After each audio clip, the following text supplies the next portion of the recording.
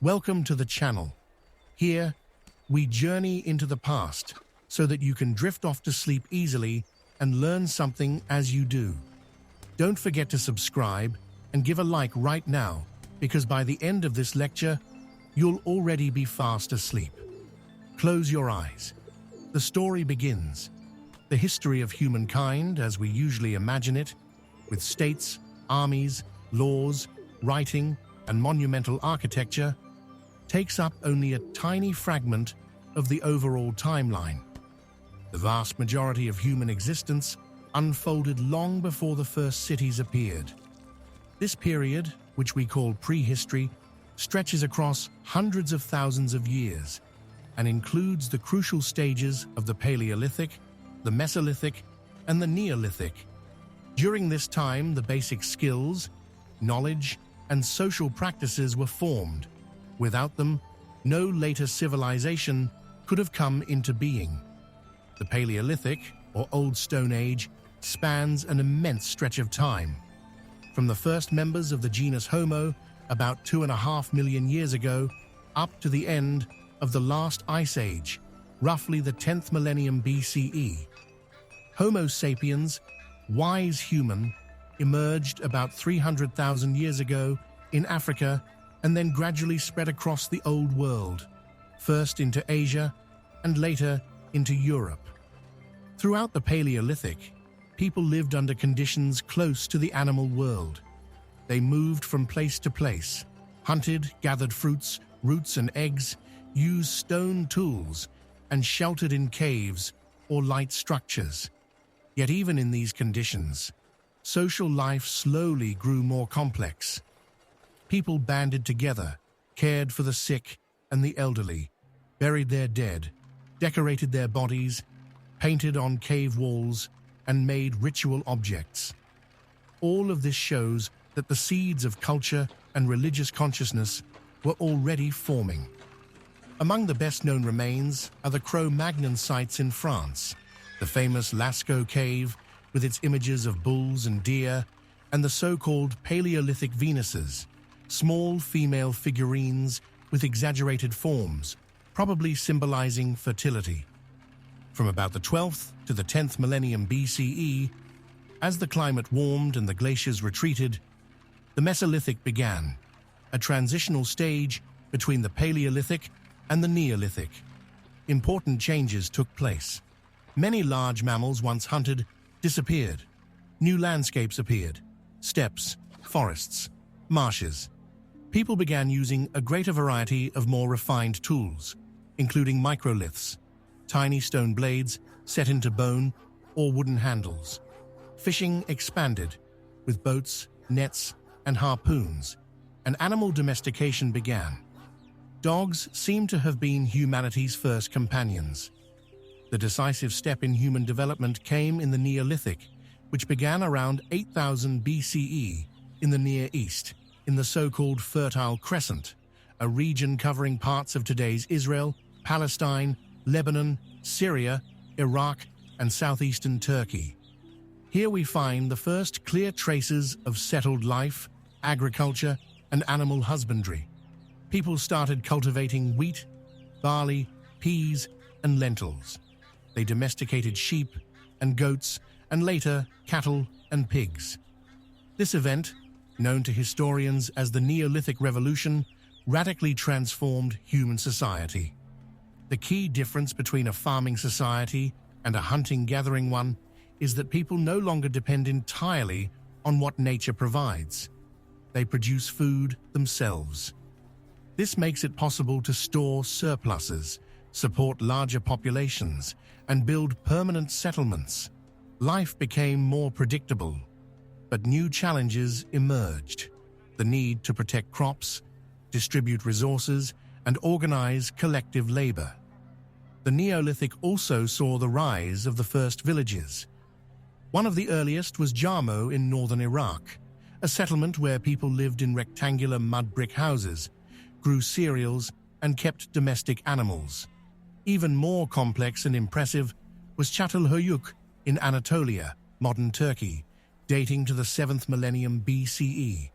Here, houses stood packed tightly together, had no doors and were entered through the roofs. Inside the dwellings were altars, wall paintings, and sculptures, showing a developed religious worldview. In Europe at the same time spread the Trypillian culture, covering parts of modern Ukraine, Moldova, and Romania. Some Trypillian settlements reached enormous sizes, up to 100 hectares. Their inhabitants practiced agriculture, produced elaborate painted pottery, and built round and rectangular houses arranged in planned layouts. In China, parallel to the Near Eastern developments, the Yangshao Neolithic culture emerged. Its people lived in the Yellow River Valley, grew millet, raised pigs, made pottery with geometric patterns, and probably practiced simple irrigation. These societies arose independently and were not derived from Near Eastern influence. They demonstrate that the shift to agriculture happened in different parts of the world at the same time.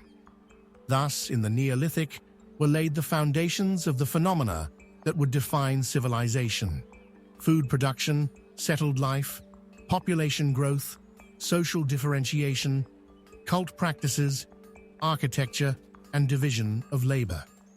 These were not yet states or empires, but no longer simple tribal groups. This is the soil from which the ancient world would grow. After the Neolithic Revolution and the formation of the first settled farming communities, the next step was the appearance of civilizations, complex organized societies with political authority, social hierarchy, religious systems, architecture, and above all, writing. The first such civilization arose in southern Mesopotamia, in the valley between the Tigris and Euphrates rivers, in the mid-4th millennium BCE. The Sumerians, a people of unknown origin, were the first on Earth to create city-states. Among the most important were Uruk, Ur, and Lagash. Uruk was probably the first true city in history. In the late 4th millennium BCE, its population is estimated at between 20 and 50,000 people, making it the largest settlement of its time. Here stood temples, warehouses, craft workshops, central squares, and administrative buildings. It was in Uruk, around 3300 BCE, that the first writing system in history appeared: cuneiform. The earliest written signs were simple pictograms depicting goods, animals, and their numbers. They were used above all for economic record-keeping, recording deliveries of grain, issuing rations, and maintaining tax accounts. Gradually, the signs became more complex, turning into logograms and then into a syllabic system. The writing was pressed into clay tablets with a reed stylus, giving the symbols their distinctive wedge-shaped form. The rise of writing was a turning point in history. Information could now be not only transmitted, but preserved for centuries. The political structure of the Sumerian cities was a network of independent city-states. Each had its own ruler, the Lugal, its own temple, and its own patron deity. The cities fought wars with one another, formed alliances, and competed for resources and influence. At the center of social life stood the temple, not just a religious, but also an economic hub. It owned land, livestock, and labor, kept accounts, received offerings, and distributed harvests. Alongside temple power, there was royal power, which grew stronger over time, especially in periods of external threat or political crisis. One of the most fascinating episodes in Sumerian history is linked to the figure of Enheduanna, daughter of Sargon of Akkad. Although she lived when Sumer was already part of the Akkadian Empire, her role is crucial for understanding the cultural and political significance of writing. Enheduanna was appointed high priestess of the moon god Nana in the city of Ur and left behind texts signed with her own name, making her the first known author in history. In her hymns, she not only praised the gods, but also expressed personal feelings, political struggles, exile, and return. This makes her work a unique source of both literary and historical information. After the fall of Akkad at the end of the 3rd millennium BCE, southern Mesopotamia experienced a brief revival of Sumerian statehood. The most significant stage of this resurgence was the rule of the 3rd dynasty of Ur, around the 21st century BCE. Its best-known king, Ur-Nammu, issued one of the world's earliest law codes. These laws reflected ideas of justice, social hierarchy, and punishments for crimes. Beyond legislation, Ur-Nammu's reign was marked by large-scale construction. Temples were restored, and a monumental ziggurat was erected at Ur, a stepped sanctuary that is still considered an architectural symbol of the Sumerian age. Thus, over roughly 1,000 years, from the mid-4th to the early 2nd millennium BCE, Sumer developed the key elements of civilization: writing, state power, law, architecture, religion, and literature. All this took place not within a single state, but in a complex and often conflict-ridden network of city-states. Here, in the valleys between the Tigris and Euphrates, humanity first learned to govern not only nature, but itself. In the second half of the 3rd millennium BCE, the cities of southern Mesopotamia went through frequent conflicts. Despite their shared cultural base, the Sumerian city-states constantly fought over land, water, and political influence. At this time, a figure appeared who changed the political map of the region: Sargon of Akkad, founder of the first centralized empire in history. Sargon, his name means true king, was not a Sumerian but came from northern Mesopotamia, from a region known as Akkad. According to legend, he began his rise to power from a low administrative post in a temple. But through intelligence and military skill, he overthrew the ruler of Kish and soon brought under his control nearly all of southern Mesopotamia, including Uruk, Ur, and Lagash. This happened around 2330 BCE. Creating the Akkadian state was a fundamentally new step. For the first time, all the Sumerian cities were under the authority of a single center, with its capital at Akkad, a city not yet found by archaeologists, but whose existence is confirmed by many sources. Sargon's empire stretched from the Persian Gulf to the upper reaches of the Euphrates and included not only Sumerian, but also Akkadian, Elamite, Amorite, and Subarian lands. To govern such a diverse territory, Sargon set up a system of governors and garrisons. He actively used religious legitimation, presenting himself as the chosen one of the goddess Ishtar. The Akkadian Empire lasted about 200 years. Its peak came under Sargon's grandson, Naram-Suen. He was the first in history to adopt the title King of the Four Quarters of the World, meaning the entire known world.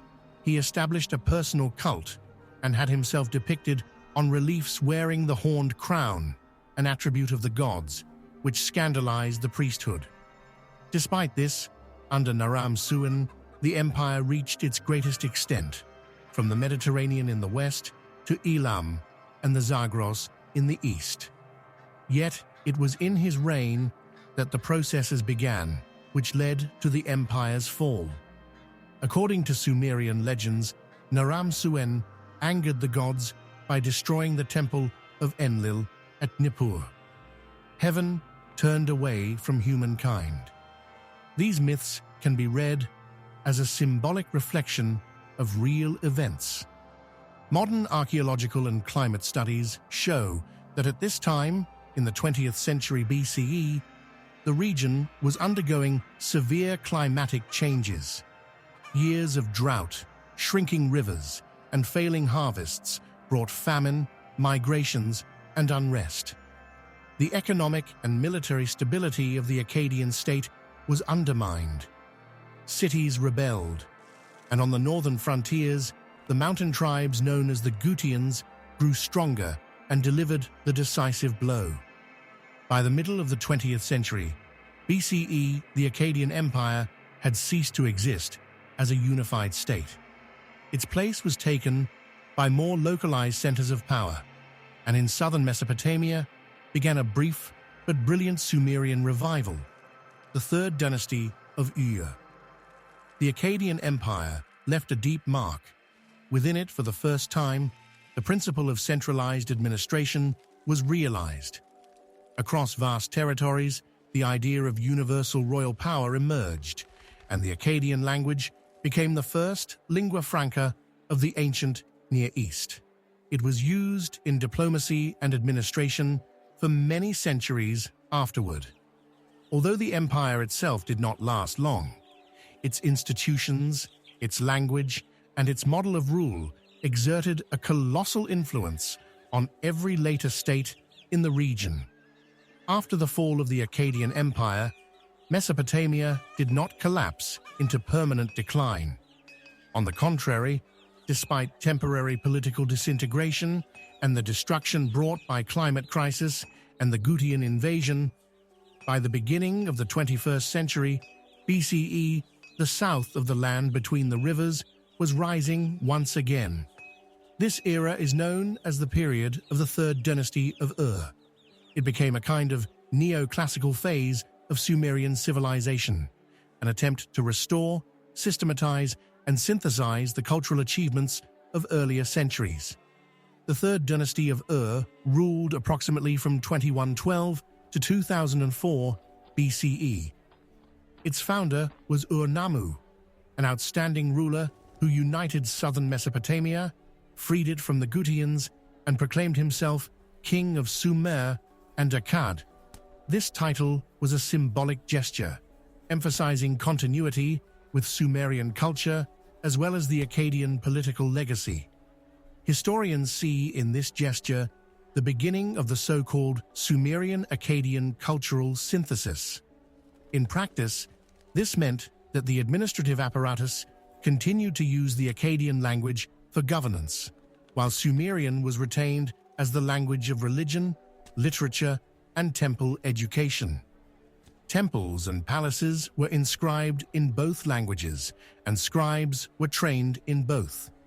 Sumerian religious traditions were reinterpreted within the framework of imperial ideology, while Akkadian principles of centralized power were integrated into the system of administration. The reign of Ur-Nammu and his successor Shulgi was a time of massive construction and social reorganization.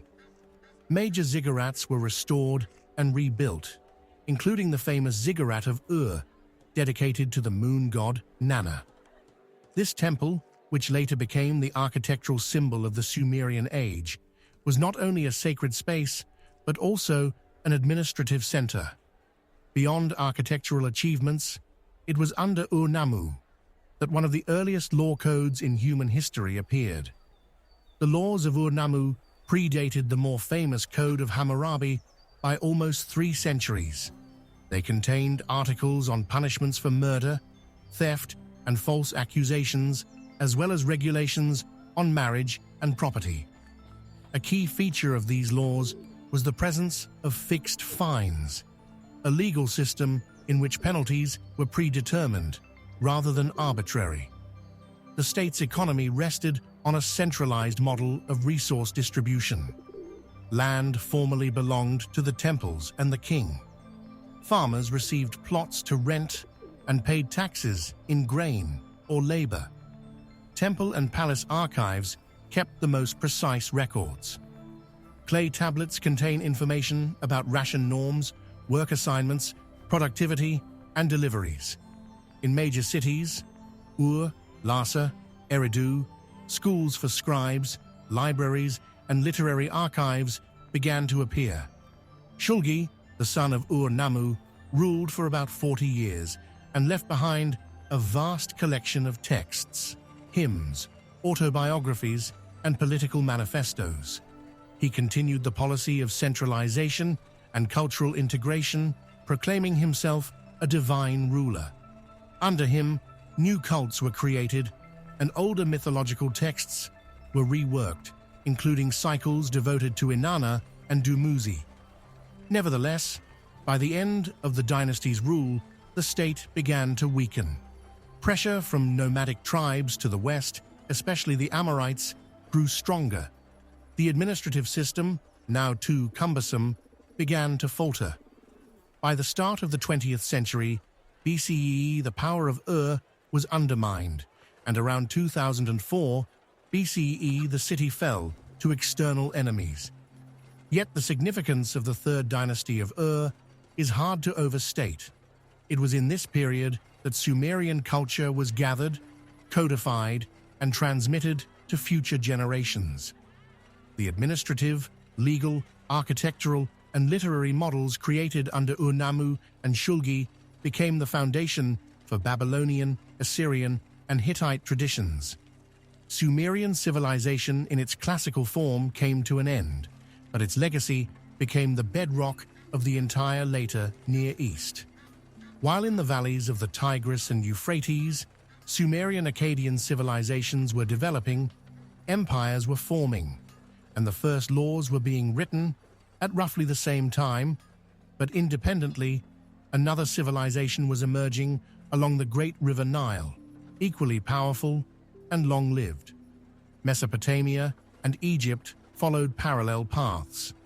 There were trade contacts between them, but cultural development proceeded autonomously, shaped by their own landscapes, climates, and worldviews. When we speak of the history of ancient Egypt, we almost inevitably picture the pyramids of the pharaohs, mysterious writing, and gold. But all of that did not appear at once. Long before the building of the pyramids at Giza, Egypt was a mosaic of independent communities along the banks of the Nile, a river without which Egyptian civilization would have been impossible. The Nile dictated the rhythm of life. Each year it flooded, covering the fields and leaving fertile silt behind as it receded. Mastering this natural cycle, organizing irrigation and agriculture, required collective effort. Gradually, villages merged into nomes, administrative districts from which two centers of power emerged. One lay in the south, in Upper Egypt, centered at Nekhen, known to the Greeks as Hierakonpolis. The other lay in the north, in Lower Egypt, centered at Buto and later at Memphis. The unification of these two realms, Upper and Lower Egypt, was a turning point. According to traditional chronology, it happened around the 31st century BCE. In Egyptian historiography, this moment marks the beginning of the early dynastic period and the start of the reign of the first pharaoh, Narmer, known in later tradition as Menes. His famous palette, found at Hierakonpolis, shows the ruler uniting Egypt. The crowns of Upper and Lower Egypt that he wears became one of the most important symbols of Egyptian monarchy. The political unification of the country was accompanied by the creation of an administrative structure. A centralized state was formed in which power was concentrated in the hands of the pharaoh, the Great House. He was seen not merely as a ruler, but as a living god, the bearer of the divine order of Ma'at. It was this idea of Ma'at, cosmic harmony, truth, and balance, that became central to Egyptian notions of the state, law, and religion. After the unification of Upper and Lower Egypt and the rise of the first pharaohs, Egyptian civilization entered a new stage. If the early dynastic period was the time when the foundations of state structure, symbolism, and sacred kingship were formed, then, in the era of the Old Kingdom, Egypt became a truly centralized power with a powerful administrative apparatus, a developed ideology of royal authority, and monumental architecture unmatched anywhere else in the world. The Old Kingdom spans roughly from the 27th to the 21st century BCE. It includes the rule of the 3rd, 4th, 5th, and 6th dynasties. This was the time when the most famous Egyptian monuments were built: the pyramids, which to this day remain symbols of ancient Egypt. The beginning of the Old Kingdom is linked with Pharaoh Djoser of the Third Dynasty. His reign marked an architectural breakthrough. In the necropolis at Saqqara, the first step pyramid in history was erected. It was not simply a tomb, but an entire complex combining administrative, religious, and funerary functions. The project was overseen by the legendary architect and priest Imhotep. Djoser's pyramid was not only a new form of architecture, but also the first public expression of the pharaoh's divine power. His tomb rose toward the sky, emphasizing the ruler's connection with the gods. With the Fourth Dynasty, Egypt entered its architectural golden age. Pharaoh Sneferu, founder of the dynasty, built several pyramids, experimenting with their form and construction.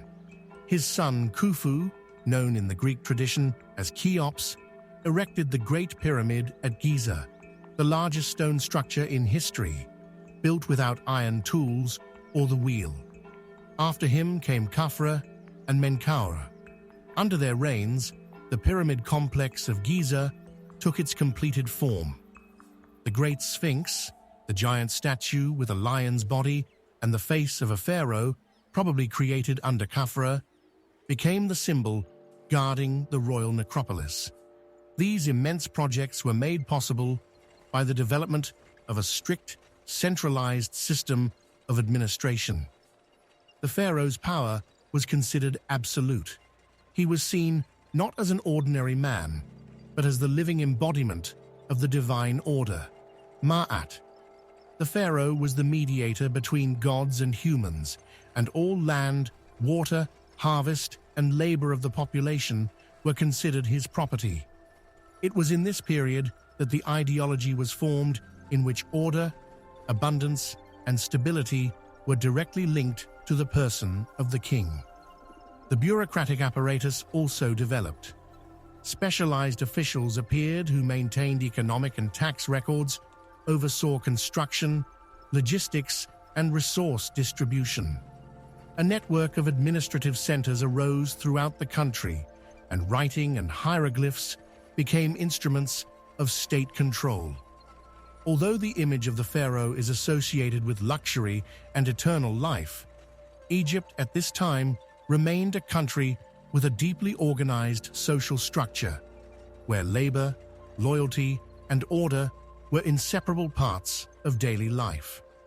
It was in the Old Kingdom that the ideals, myths, and forms were shaped that would define Egyptian culture for 2,000 years.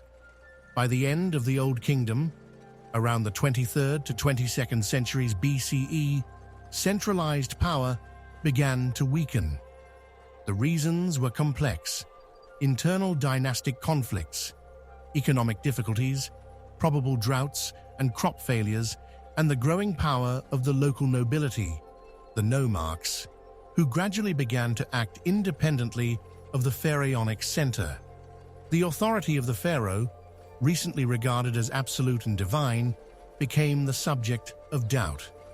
The first intermediate period began, a time of instability, fragmentation, and cultural change. Egypt split into several competing centers, the largest of which were Heracleopolis in Lower Egypt and Thebes in Upper Egypt. Despite the breakdown, archaeological evidence shows that in the provinces, construction continued, local art flourished, and writing became more accessible. It was a time of regional activity rather than cultural collapse. Around the 21st century BCE, a new dynasty arose in Thebes, gradually subjugating the other territories.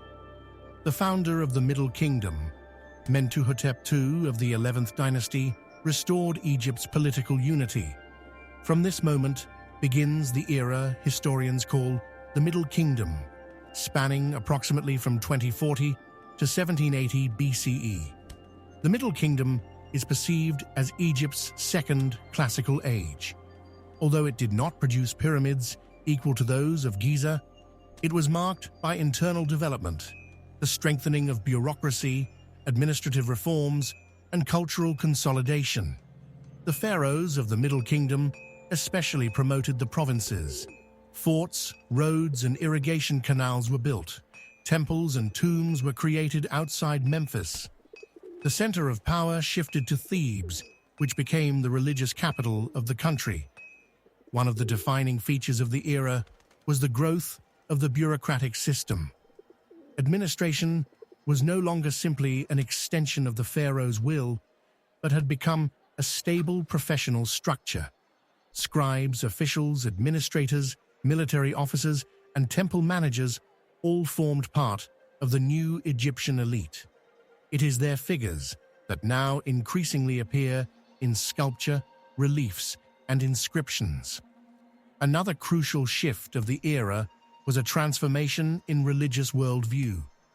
At its center now stood the cult of Osiris, the god of death, resurrection, and the afterlife. Where once immortality after death had been reserved only for the pharaoh, the idea of life beyond the grave gradually became democratized.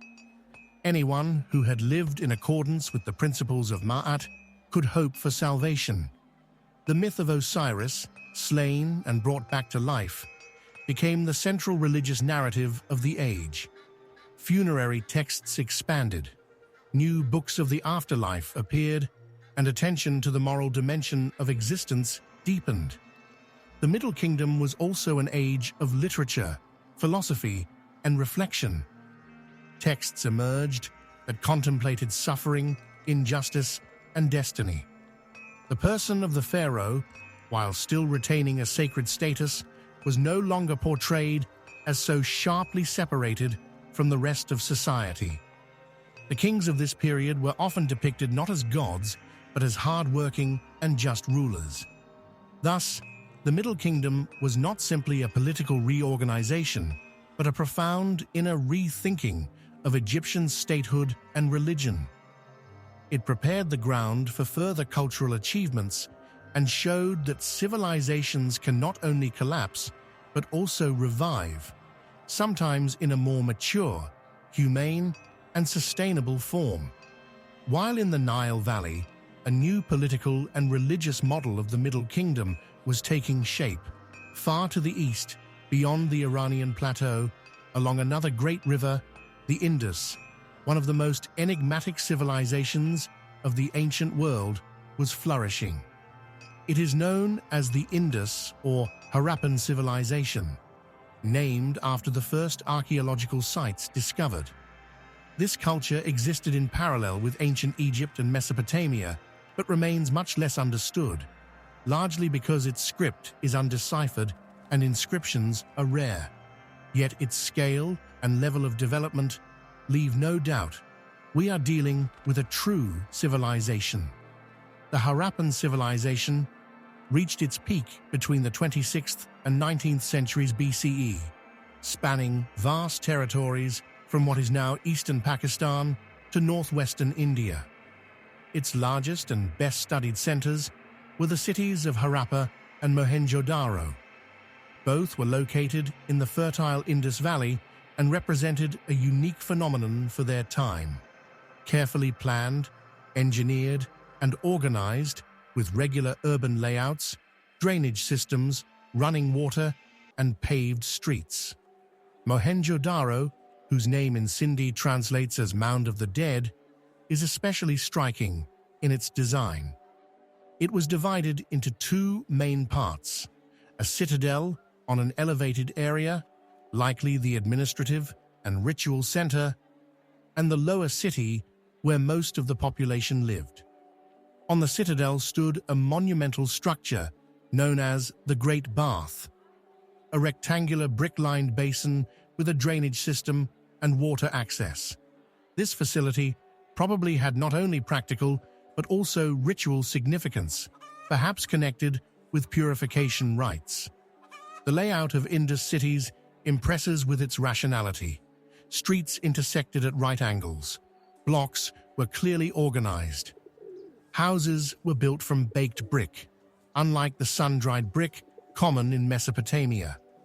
Every house had access to water and drainage, indicating a high level of sanitary culture. These were not mere settlements, but real cities, managed according to some centralized, though as yet unknown system.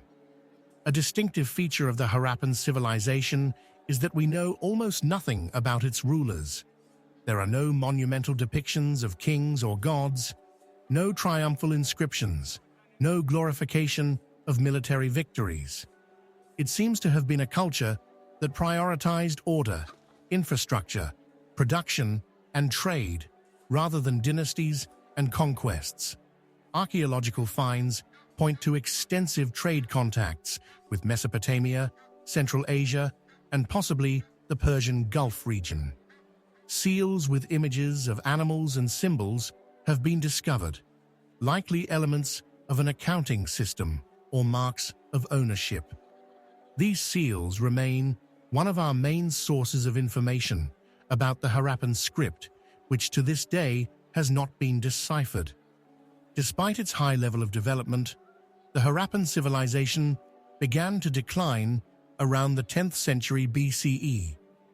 The reasons are not fully clear, but researchers point to possible climate change, shifts in the course of the Indus River, soil degradation, as well as internal issues, such as the weakening of central administration or the loss of external trade. Unlike Mesopotamia and Egypt, the decline of this culture was not catastrophic, but gradual. Cities were slowly abandoned, production wound down, and centralized structures weakened. Yet for centuries afterward, the descendants of this civilization continued to live on the same lands, preserving its heritage. Thus, the Indus civilization, with its organized cities, engineering sophistication, sanitation, and craftsmanship, was one of the peaks of early urbanization in human history. And although its language and religion remain mysteries, the cities of Harappa and Mohenjo-daro stand as powerful reminders that civilization is not only temples and kings, but also water, roads, bricks, and order. A close look at the structure of Indus cities makes it clear. We are not dealing with settlements that grew up spontaneously, but with the product of deliberate organization and a stable tradition. Especially striking is that all the major centers, from Harappa to Lothal, follow the same architectural and engineering principles despite being hundreds of kilometers apart. This points to the existence of a shared cultural standard, even if it was never recorded in writing in a form we can read.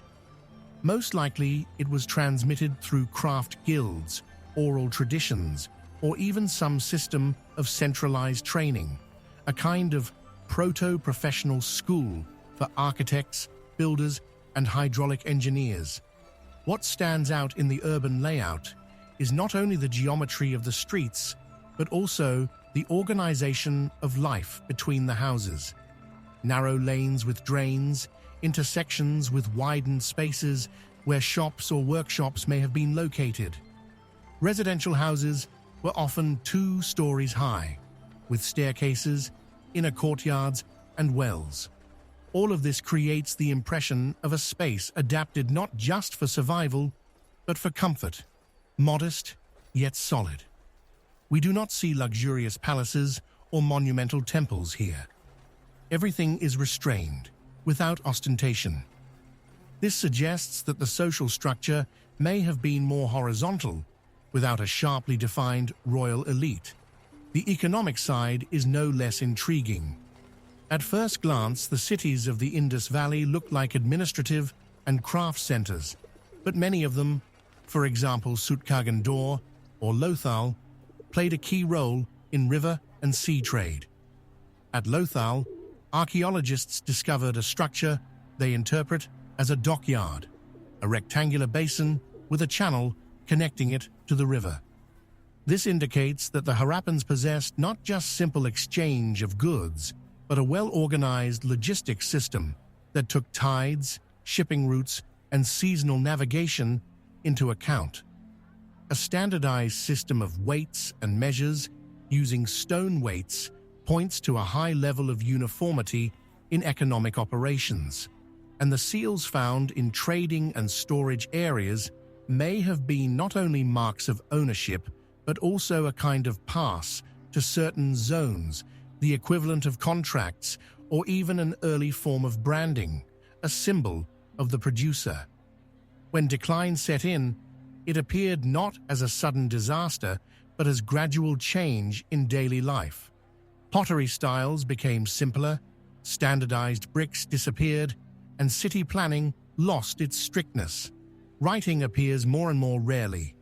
It was not a collapse, but a slow loss of systemic stability, as if the shared algorithm that had once bound the cities, technologies, and people into a single cultural space had faded away.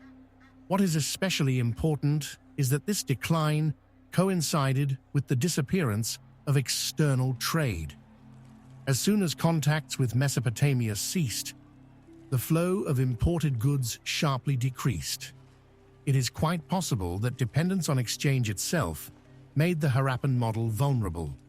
Under conditions of internal strain and external isolation, the cities began to lose the very functions for which they had existed. Thus, the sunset of this civilization does not appear as a tragedy. It is more like the evolutionary conclusion of a social order that emphasized not power and repression, but order, infrastructure, and everyday stability. And although its writings still remain silent, the very forms of this culture continue to speak, in the proportions of its streets, in the construction of its wells, in the traces of coordination that once united thousands of people in a common endeavor. We now continue our lecture and move from the enigmatic, refined Indus civilization to another ancient and distinctive cradle of human culture, the valley of the Yellow River, where one of the oldest traditions was taking shape, a tradition that would develop continuously up to our own day. We shift now to ancient China, to a period before empires, when the foundations of future civilization were already forming: agriculture, bronze working, the cult of ancestors, and the first outlines of centralized authority. While Mesopotamia, Egypt, and the Indus were experiencing the rise and crises of their early states, in the valleys of the Yellow and the Yangtze, rivers' cultural traditions were emerging that would, in time, give birth to a unique Chinese civilization. Although very few written sources survive from that era, archaeology allows us to reconstruct a picture of the lives of the people who stood at the origins of this tradition. One of the most important cultures of late Neolithic China was the Longshan culture, which existed roughly from the 3rd to the 2nd millennium BCE in what are now the provinces of Shandong, Henan, and Shanxi. This society already practiced well-organized agriculture, and it actively produced pottery, including the so-called eggshell ware, an extremely thin black ceramic remarkable for its elegance and technological precision. The Longshan people cultivated millet, raised pigs, used oxen as draft animals, and built fortified settlements with rammed earth walls and moats. Archaeologists find evidence of social differences, burials with precious objects, bronze and jade, indicating the beginnings of elite strata. The Longshan culture marks a transition to a proto-state form. We see elements of centralization, ancestor cults, ritual pits, and sacrificial offerings. In some settlements, rudimentary writing has been found. Pictograms scratched onto bone or pottery. They do not yet form a full system, but already point to attempts at recording information and sacred symbols. According to some researchers, it may be from Longshan that the legendary Xia dynasty, the first dynasty in traditional Chinese historiography, originated. Information about it is preserved in later chronicles such as the Shujing and the Bamboo Annals. The historicity of the Xia remains debated. Archaeological proof is scant, and perhaps it represents an idealized memory of early forms of rule. Yet excavations at Erlitou, dating to the turn of the 3rd and 2nd millennia BCE, give grounds to suppose the existence of an early centralized society capable of building palace complexes, producing bronze vessels, and organizing labor on a large scale. Erlitou is often associated with the Xia dynasty not only by chronology but also by the nature of its finds. Here we see clear planning, the remains of palaces, bronze artifacts, and jade-rich burials. All this testifies to a complex society with the beginnings of hierarchy, ritual, and perhaps already elements of centralized authority. Thus, even if the Xia dynasty cannot yet be confirmed archaeologically in the full sense, the very idea of an early centralized society in China at the turn of the 2nd millennium BCE is no longer in doubt. This was the time when China emerged from the Neolithic, entered the Bronze Age, and began to shape the foundations of its state and spiritual tradition. The ancestor cult, sacred power, and the striving for an ordered world, values that would remain central to Chinese culture for centuries to come.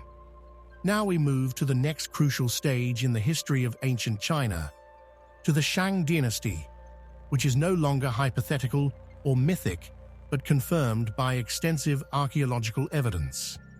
From this period onward, China stands firmly on historical ground. We have written sources, material remains, architectural traces, and clear signs of a complex state system.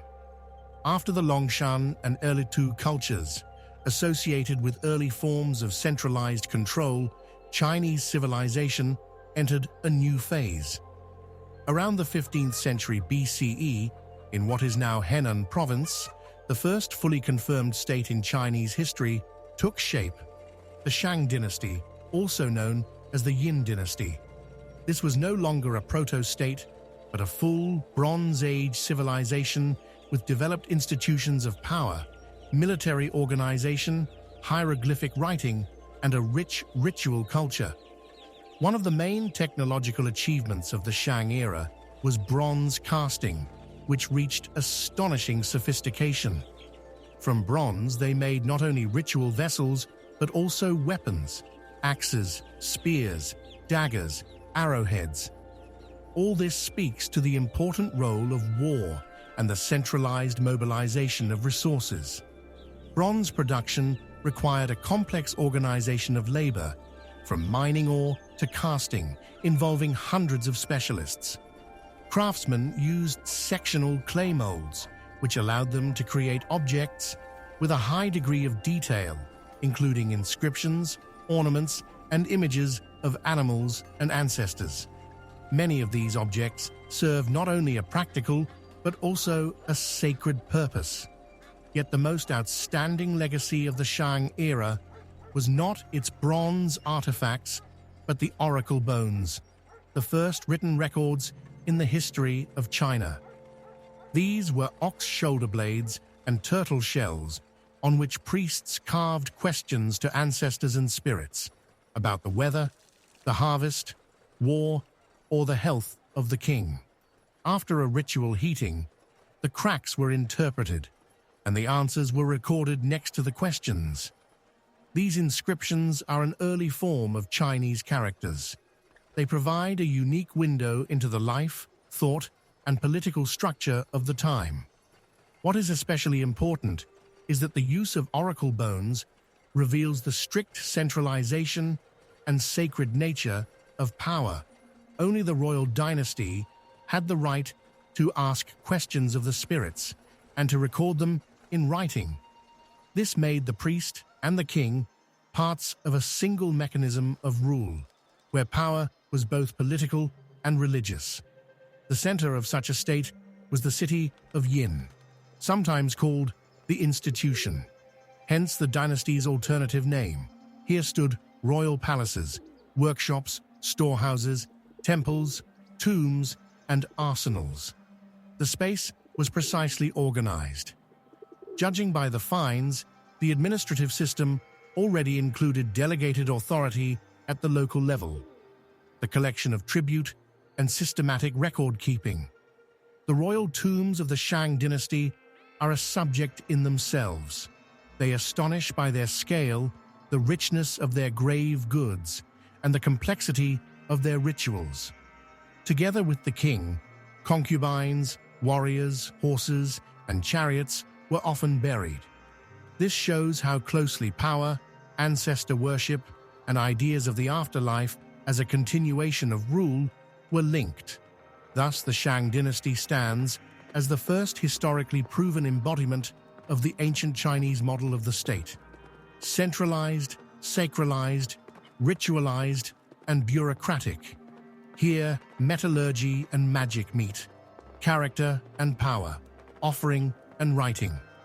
And although the Shang vanished by the 10th century BCE, its structures, language, ideology, and rituals became the foundation of all subsequent Chinese history.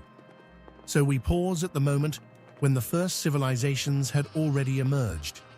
It is time to move into the Bronze Age, a remarkable period of history lasting roughly from 2000 to 1200 BCE. This was an era when the peoples of the ancient Near East began to interact intensively, establishing close international contacts and forming the first powerful states.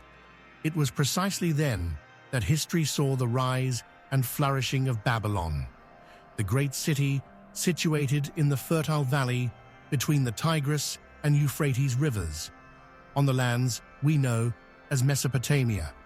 The very name Babylon comes from an ancient Akkadian word meaning gate of the gods.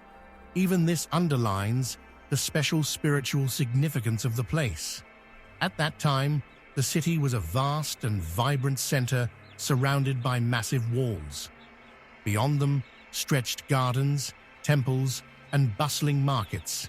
It was here, around the 15th century BCE, that Hammurabi appeared on the historical stage, an ambitious and far-sighted ruler who forever changed the course of history. During his reign, he transformed a small kingdom into a true empire, uniting under his power the once fragmented city-states of southern and central Mesopotamia. But Hammurabi's most significant achievement was the creation of the first detailed and systematic code of laws in history. This code has reached us carved on a huge black stone stele.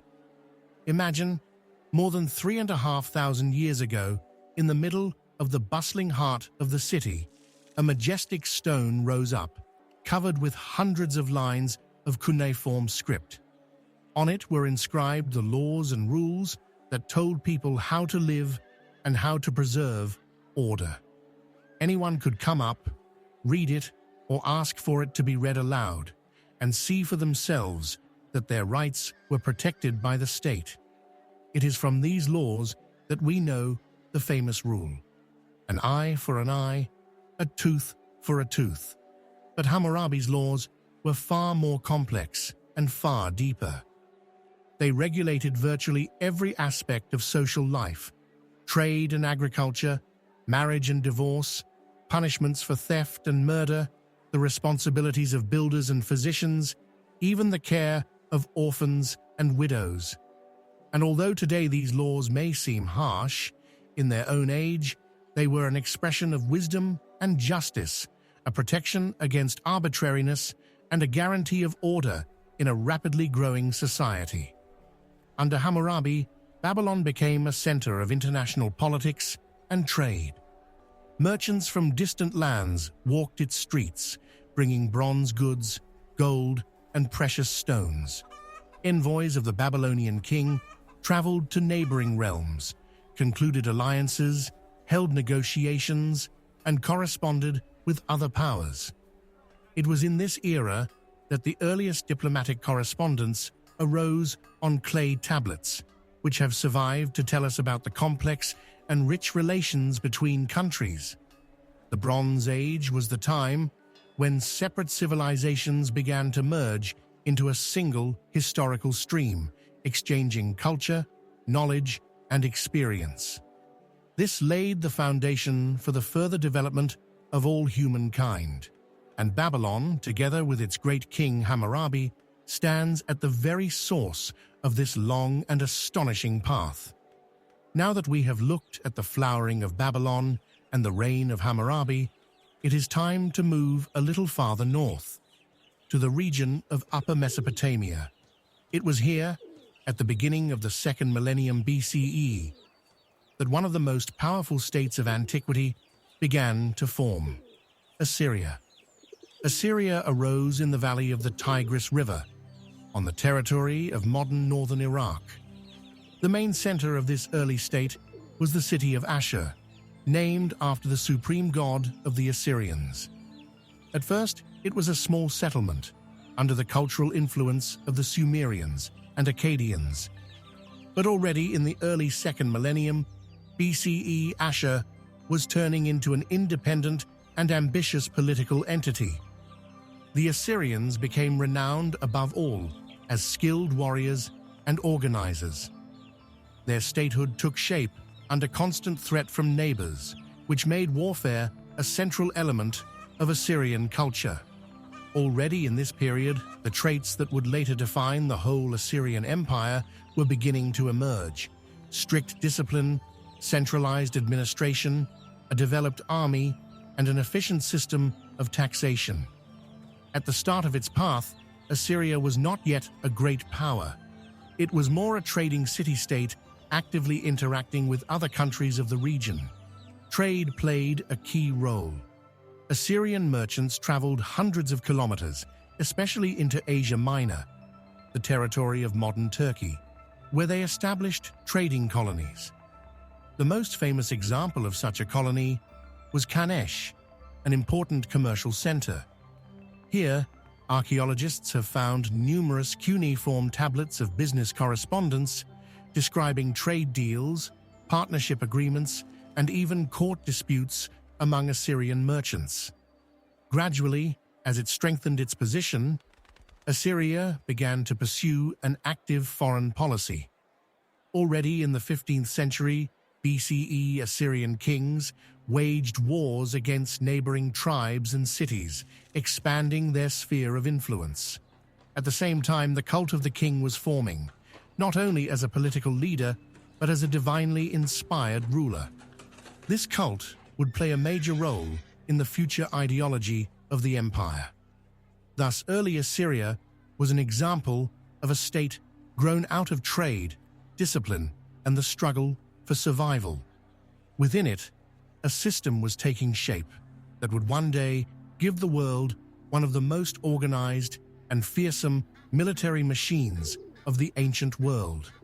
And although Assyria had not yet reached its peak, it was in this early period that the foundations of its future greatness were laid. Continuing our story of the Bronze Age in the ancient Near East, after the rise and consolidation of such centers as Babylon and Assyria, we should also look at other states that played key roles in the international politics, trade, and cultural exchange of the time. Among them, a special place belongs to Mitanni, the Hittite kingdom, and Elam, three powers whose histories are closely intertwined with the destinies of surrounding peoples and states. Mitanni arose in the middle of the second millennium BCE on the territory of northern Mesopotamia and the southeastern part of Asia Minor, in the region that today spans northern Syria and southern Turkey. This state emerged after the fall of the old Babylonian kingdom, and for a time became one of the leading forces of the region. The Mitannians were an Indo-European people, apparently related to the Hurrians, and they were famed for their military power, especially their cavalry. Their light chariots with 2 drivers and an archer were a true revolution in warfare. They competed with Egypt and the Hittite kingdom for influence in Syria and Palestine. What is especially interesting is that Mitanni played a major role in the diplomacy of its time. Archaeologists have found letters from the Amarna archive, the diplomatic correspondence of the pharaohs with rulers of other powers. In these letters, The kings of Mitanni conducted delicate negotiations, arranged marriages with Egyptian princesses, and took an active part in international politics. The Hittite kingdom arose in central Anatolia, on the territory of modern Turkey, around the beginning of the second millennium BCE. It was the first state where iron began to be actively used and systematized. Yet within the context of the Bronze Age, the Hittites were renowned above all for their bronze weapons and their well-organized army. The capital of the Hittites was the city of Hattusa, encircled by mighty walls and adorned with temples and palaces. The Hittites pursued an active foreign policy, especially during the period of the Neo-Hittite Empire, when they entered into a fierce struggle with Egypt for control over key trade routes and the Syro-Palestinian region. One of the most famous events was the Battle of Kadesh between the Hittite king Muwatalli and the Egyptian pharaoh Ramesses II. It ended with the first international peace diplomacy in human history, the signing of the Treaty of Kadesh. Elam, unlike Mitanni and the Hittites, lay farther east, on the territory of modern southwestern Iran. This state had the most ancient roots, reaching back to the 3rd millennium BCE, and it actively interacted with the Sumerians, Akkadians, and Babylonians. During the Bronze Age, Elam went through periods of both strength and decline, yet it always remained an important cultural and political player.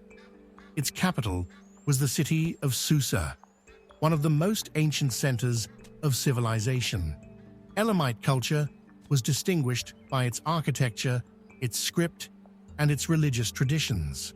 Politically, Elam from time to time launched attacks on Mesopotamia, and on one occasion even captured Babylon and carried off the famous stele of Hammurabi's laws.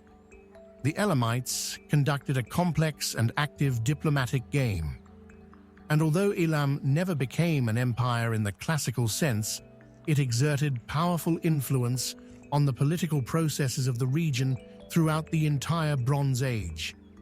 Thus, Mitanni, the Hittite kingdom, and Elam were vivid examples of the diversity and the intense political life of the Near East during the Bronze Age. Each of them, in its own way, took part in shaping future civilizations, paving the road toward a new stage of history, the Iron Age. Continuing our exploration of the civilizations of the Bronze Age in the ancient Near East, after becoming acquainted with the mighty powers of Mesopotamia, Anatolia, and Iran, we now turn to one of the most striking and influential cultures of that time, ancient Egypt of the New Kingdom. It was in this period, between 1550 and 1070 BCE, that Egypt reached the peak of its political, military, and cultural power, becoming the leading state of the Eastern Mediterranean. The New Kingdom begins with the expulsion of the Hyksos, West Semitic tribes who had seized part of Egypt during the Second Intermediate Period. The victory over them belonged to Pharaoh Ahmose, the first of the Theban dynasty. It was he who inaugurated the 18th dynasty and restored national unity. From this moment, Egypt enters an era of active expansion, reform, and flowering. One of the greatest rulers of the 18th dynasty was Thutmose II, who reigned in the mid-15th century BCE. After a long period of regency by his stepmother, Hatshepsut, he became sole ruler and carried out no fewer than 17 military campaigns in the Levant.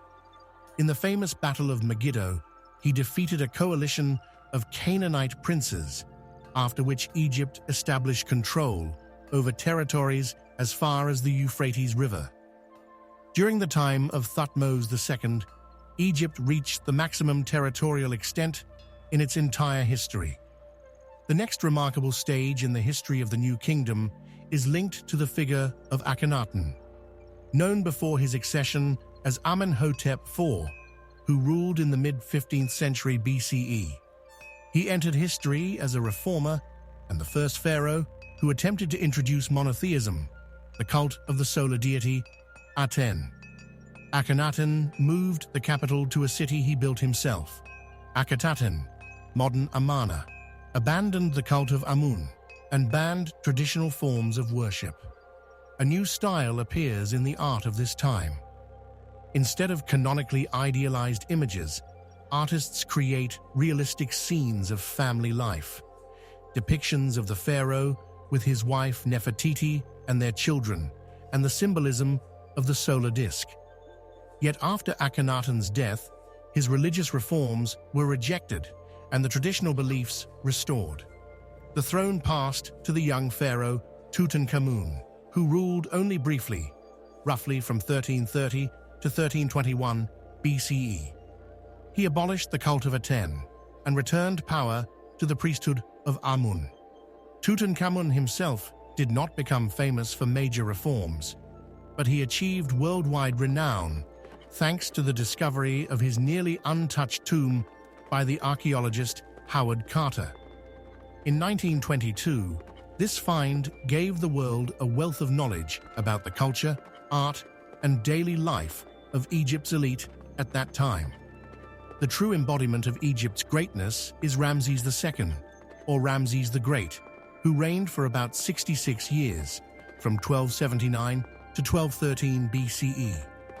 He built monumental temples, including the Ramesseum and Abu Simbel, adorned with reliefs and statues of gigantic size. On the international stage, Ramses II confronted the power of the Hittite kingdom, especially in the famous Battle of Kadesh, which we have already mentioned. It took place around 1270 BCE. Although there was no decisive victory, a few years later, Egypt and the Hittites concluded the first written peace treaty in world history. The text of the treaty has come down to us in two versions, in Egyptian and in Akkadian. It confirmed the equality of the two sides and included provisions on mutual assistance and the extradition of fugitives. Yet by the end of the 13th century, BCE, Egypt began to experience serious difficulties. At the close of the Ramesside dynasty, the country faced economic decline, unrest among the priesthood and the army, and external threats. One of the most destructive was the wave of invasions by the so-called Sea Peoples, mysterious ethnic groups probably coming from the coasts of the Aegean Sea and Asia Minor. These peoples destroyed many cities of the eastern Mediterranean, brought an end to the Hittite kingdom, and threatened Egypt itself. Under Pharaoh Ramses III, Egypt managed to repel their attacks in battles on land and at sea, but this became the last major military success of the state in the Bronze Age. By the beginning of the 15th century BCE, Egypt's new kingdom had entered a period of decline. Centralized power weakened, the ambitions of the priestly elite grew, internal strife became more frequent, and Egypt's external prestige was seriously undermined. Thus ended one of the most brilliant periods in the history of ancient Egypt, leaving behind a legacy that still fascinates scholars, artists, and travelers to this day. Having concluded our story about the rise and fall of Egypt's new kingdom, we now turn our attention to another key region of the Bronze Age, the Aegean world. It was here, in the southern part of the Balkan Peninsula and on the islands of the Aegean Sea, that the earliest forms of European civilization began to take shape. Among them, the most significant were the Minoan and Mycenaean cultures, which flourished between the 16th and 10th centuries BCE. These societies created unique models of political and economic organization, developed art, religion, and writing, and served as a vital link between the Near East and Europe. The first fully developed civilization in the Aegean region was the Minoan culture, centered on the island of Crete. The name Minoan comes from the legendary King Minos, though historically it is unknown what the Cretans called themselves. As early as the 3rd millennium BCE, advanced settlements existed on Crete, but its true flowering came at the start of the 2nd millennium. During this period, monumental palace complexes were built at Knossos, Phaistos, Malea, and Zakros. These palaces contained numerous rooms, storerooms, cult halls, throne rooms, and inner courtyards. They were distinguished by complex architecture and vibrant frescoes depicting nature, bulls, dancing women, rituals, and scenes of marine life. The Cretans created a centralized, palace-based system of governance. Their economy relied on agriculture, maritime trade, and crafts. Minoan ships crisscrossed the waters of the eastern Mediterranean, forging connections with Egypt, the Levant, Cyprus, and the Anatolian coast. Interestingly, the Minoan culture left almost no traces of large-scale warfare. No fortress walls have been found on Crete, and weapons are rare in archaeological finds, evidence that this was likely a peaceful civilization. Minoan religion was tied to the cult of a great goddess, female priesthoods, and the symbols of the bull and the double axe, the labries. Many researchers believe that the myths later transformed into Greek legends of the labyrinth, the Minotaur, and King Minos originated here. Minoan writing is represented by Linear A, which remains undeciphered to this day. It was used for administrative and ritual records. Around the middle of the 15th century BCE, catastrophe struck Crete. The palaces were destroyed, many settlements burned. According to one version, this was linked to a massive volcanic eruption on the island of Thera, today's Santorini, which triggered tsunamis and climatic upheaval. Although Crete was not completely abandoned, the Minoan culture gradually lost its autonomy, and its palaces were rebuilt under the influence of the Achaean Greeks arriving from the mainland.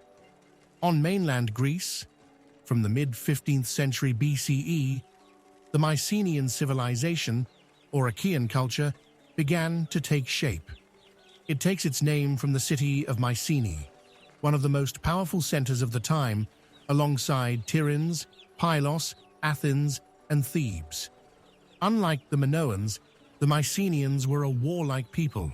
Their palaces were built as fortresses. Massive defensive walls made of gigantic stone blocks, the so-called Cyclopean masonry, encircled citadels, palaces, warehouses, and workshops.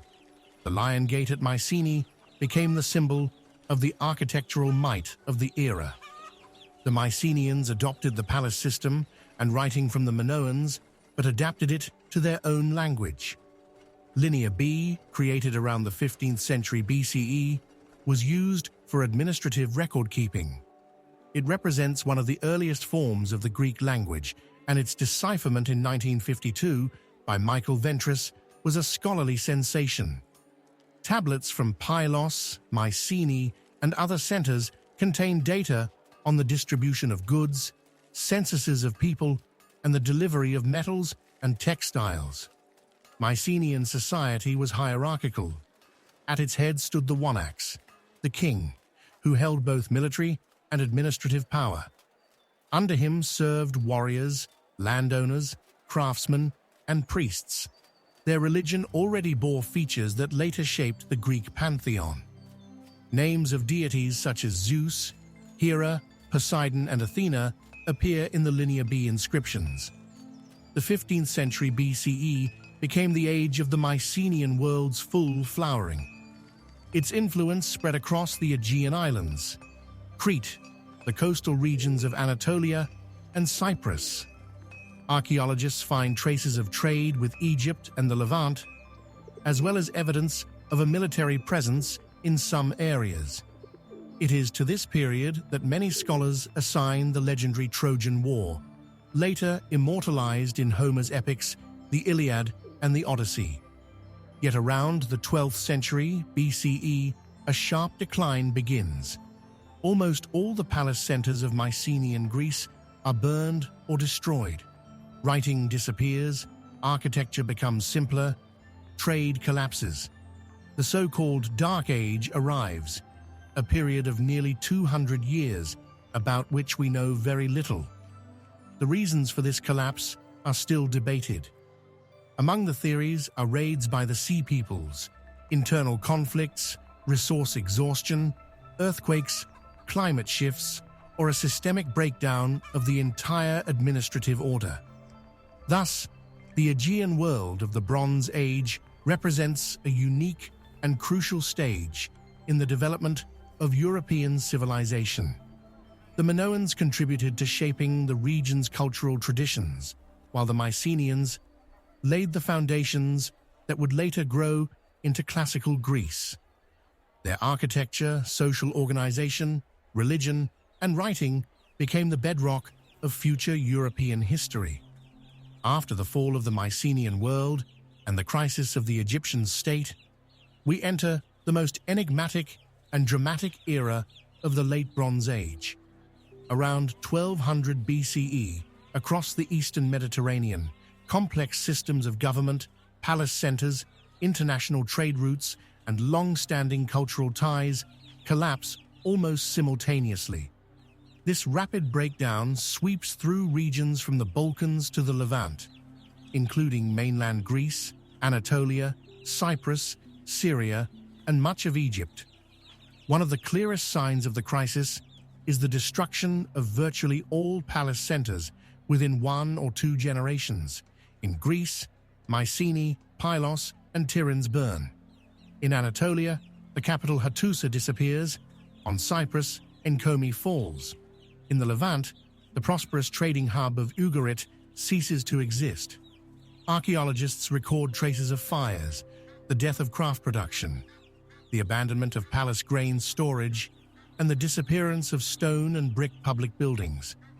In many places, large centers are replaced by small, often temporary settlements without monumental architecture.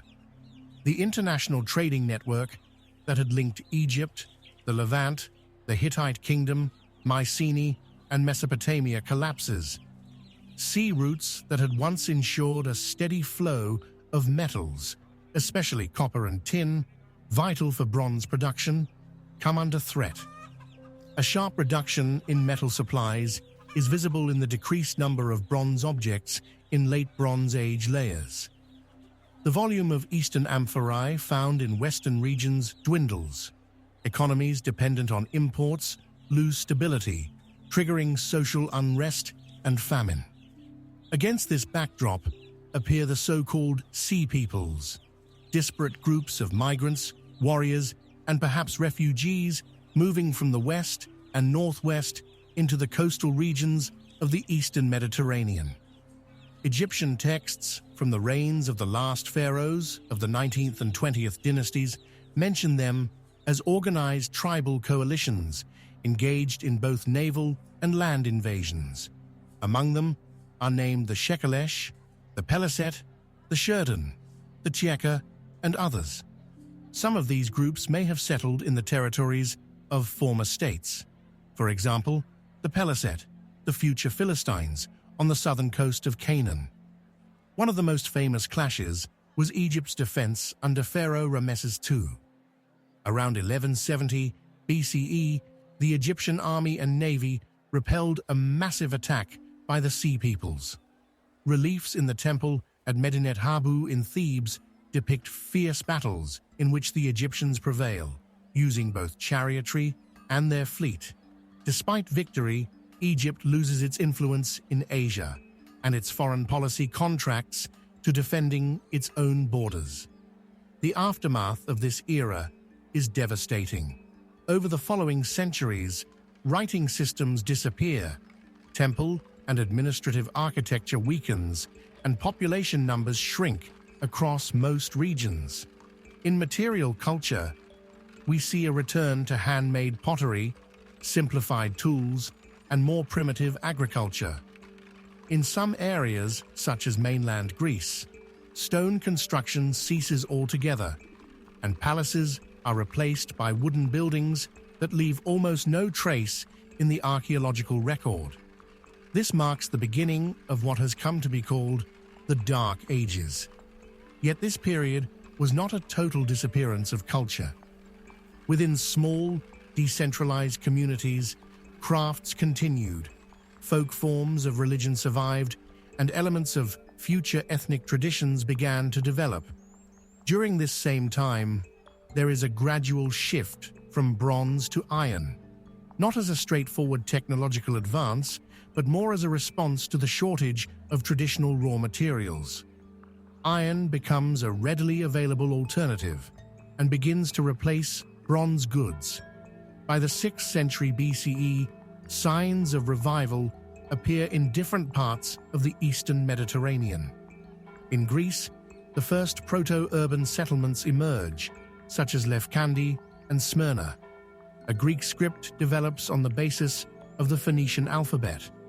In Phoenicia, the cities of Tyre and Sidon flourish, maritime trade expands, and colonization begins. Assyria regains the status of a great power, seizing the surviving territories of former Hittite and Aramean cities. On the biblical lands, Israel and Judah take shape. All of this points to a transition from the post-Bronze Age collapse to a new historical cycle, the beginning of the Iron Age and the formation of a new civilizational landscape. Having traced the fall of the Bronze Age civilizations and their transitional period, we now enter a new era, the Iron Age, spanning roughly from 1200 to 500 BCE, when the East undergoes profound transformations that give rise to new states and empires. In this context, Assyria stands out as a vivid example of how a small kingdom, which had preserved its statehood through the post-Bronze Age crisis, could transform itself into a powerful empire, reshaping the political map of the ancient Near East. The history of Assyria in the Iron Age can be divided into two interlinked stages, each marked by its own specific changes in government, military organization, and cultural development. The Middle Assyrian period begins at the end of the 14th century BCE and continues until the early 10th century. During this time, despite external and internal difficulties, Assyria manages to restore its autonomy and embark on expansion. The ancient city of Ashur remains the state's center, gradually turning into the nucleus around which its administrative system develops. Already under Ashur-uballit-Shah, who ruled in the second half of the 14th century BCE, Assyria begins extending its borders through conquests in Upper Mesopotamia and by strengthening ties with neighboring peoples. Archaeological evidence reveals the construction of stone fortresses, large-scale temples and palaces, as well as the use of early forms of written record-keeping, clear signs of a nascent, centralized state. Subsequent rulers such as Adad-nirari I, Shalmaneser I, and Tukulti-Ninurta II continue policies of expansion and centralization. Under Tukulti-Ninurta I, who ruled in the 10th century BCE, Assyria not only temporarily captures Babylon, but also introduces a system of direct administration over the conquered territories. This became a crucial stage in the development of Assyrian bureaucracy. Provinces were created, governors were appointed, regular tax collection and military garrisons were organized, and a system of forced resettlement was established to suppress rebellions. These measures allowed Assyria to consolidate its conquests and lay the foundation for a future empire. The transition to the Neo-Assyrian Empire takes place at the start of the 9th century BCE. The first major ruler of this new phase is Ashur-dan II, who reigned from 911 BCE. His policies, based on active expansion and reform of the state structure, created the conditions for Assyria's transformation into an empire.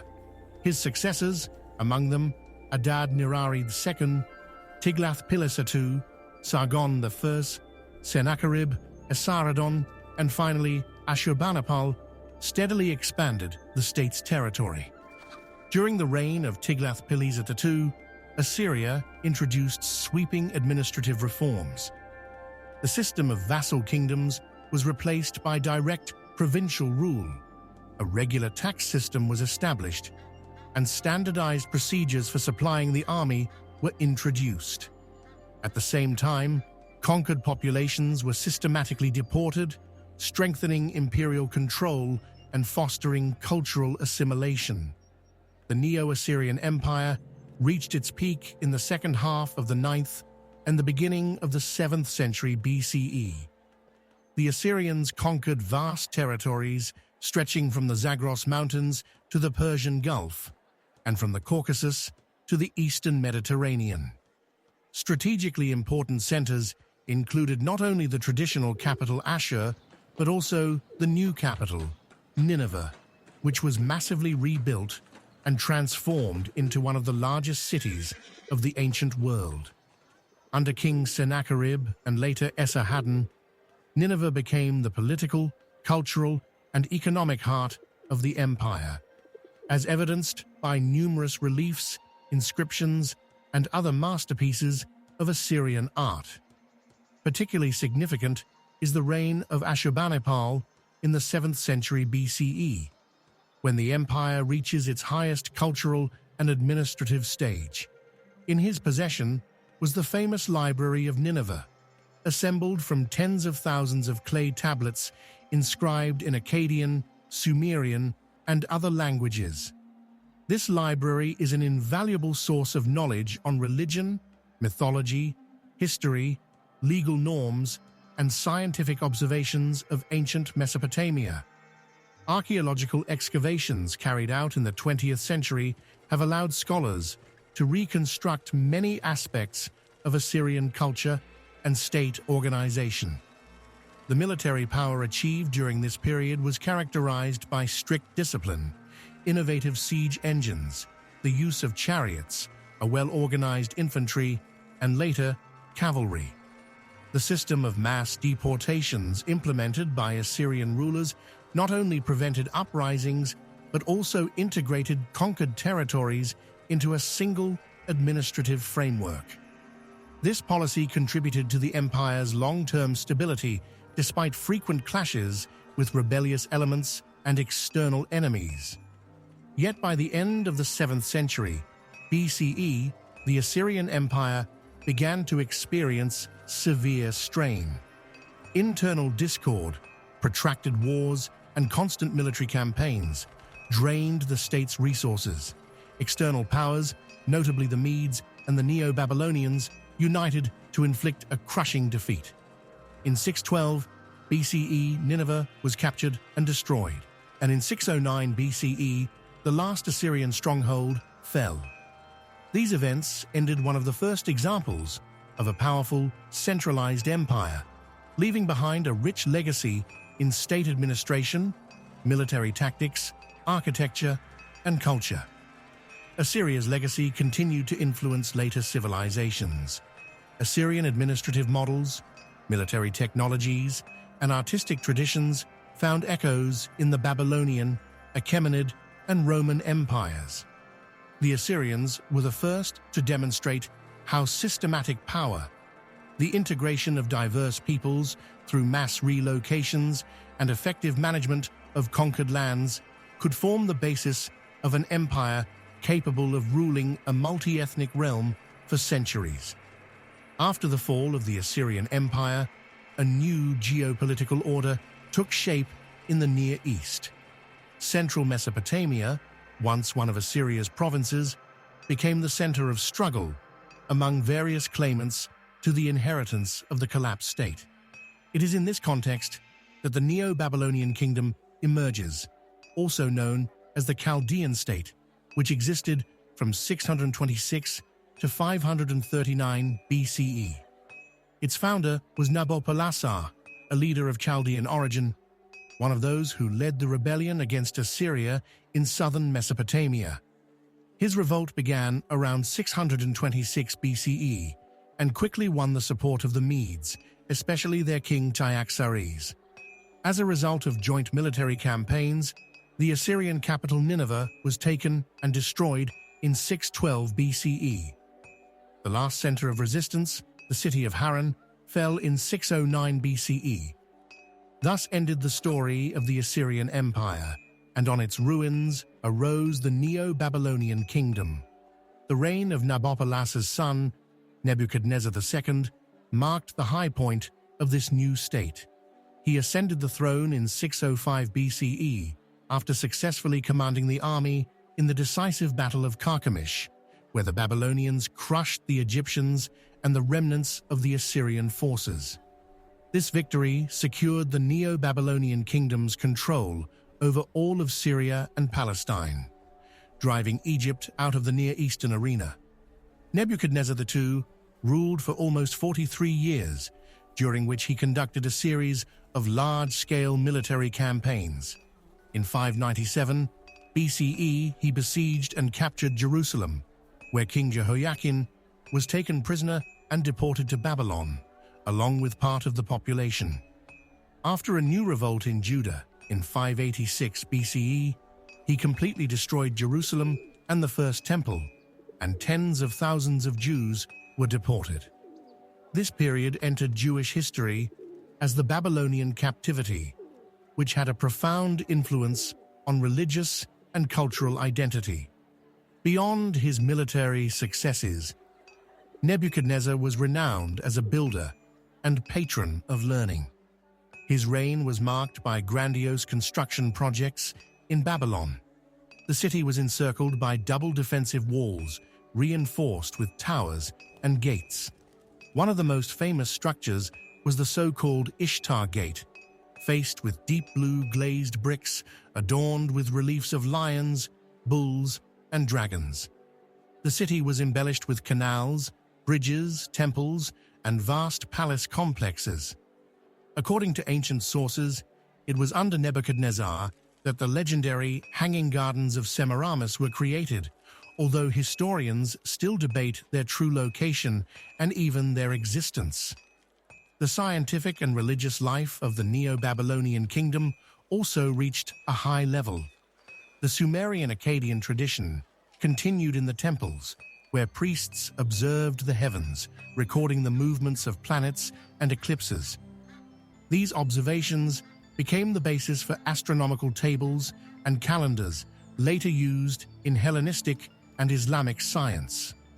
Mathematics also flourished, especially in geometry and calculations related to surveying. In the legal sphere, norms going back to Hammurabi's code were still applied, though adapted to new political conditions. After Nebuchadnezzar II's death in 562 BCE, the state began a gradual decline. His successors lacked the charisma and political skill of the great king. Palace coups erupted, rulers changed with alarming speed, weakening centralized power. A special role in the kingdom's final decades was played by Nabonidus, the last king of Babylon, who ruled from 556 BCE. He was a fascinating and contradictory figure, striving to revive the cult of the moon god Sin, perhaps at the expense of the traditional worship of Marduk, which provoked the displeasure of the powerful priesthood. At the same time, in the east, a new state, Persia, was rapidly gaining strength under King Cyrus II, later called the Great. In 539 BCE, his army approached Babylon. According to the chronicles, the city surrendered without a fight, or with only minimal resistance. Cyrus showed both religious and political flexibility. He acknowledged the cult of Marduk, left the temples untouched, and even allowed deported peoples, including the Jews, to return to their homeland. This policy is recorded on the famous Cyrus Cylinder, one of the earliest known documents of religious and ethnic tolerance. Thus ended the history of the Neo-Babylonian kingdom, one of the last great Mesopotamian states. It became a bridge between the ancient Sumerian Akkadian traditions and later eras, passing on knowledge, architectural forms, and political and legal models to to subsequent civilizations of the East. Despite its relatively short existence, the kingdom left a vivid mark on the history of the Near East and world culture. After the fall of the Neo-Babylonian kingdom in 539 BCE, political and military leadership in the Near East passed to a new state, the Persian Empire of the Achaemenid dynasty. Its formal foundation is linked with the reign of Cyrus II, who came from a family ruling the region of Pars, the Persian lowlands in southwestern Iran. His dynasty quickly turned from a regional house into the ruling power of the largest empire of the ancient world. By the end of the 6th century BCE, Persia already controlled vast territories from the Indus in the east to the Aegean Sea in the west, including Mesopotamia, Syria, Palestine, Egypt, Asia Minor, the Caucasus, and Central Asia. The scale of this empire was unprecedented. Until then, the ancient world had never known a single state capable of encompassing such diverse cultural, linguistic, and ethnic regions. Against this background, not only conquest, but also the institutional organization of power took on special significance. Administrative reform was completed by Darius III, who ruled from 522 to 486 BCE.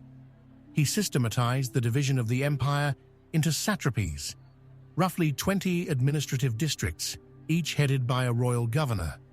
The satraps held significant powers, but their authority was limited by direct oversight from the king.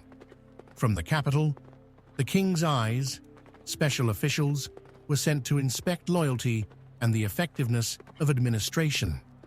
Some satrapies, such as Egypt, Babylonia, or Lydia, enjoyed special status due to their wealth and strategic importance.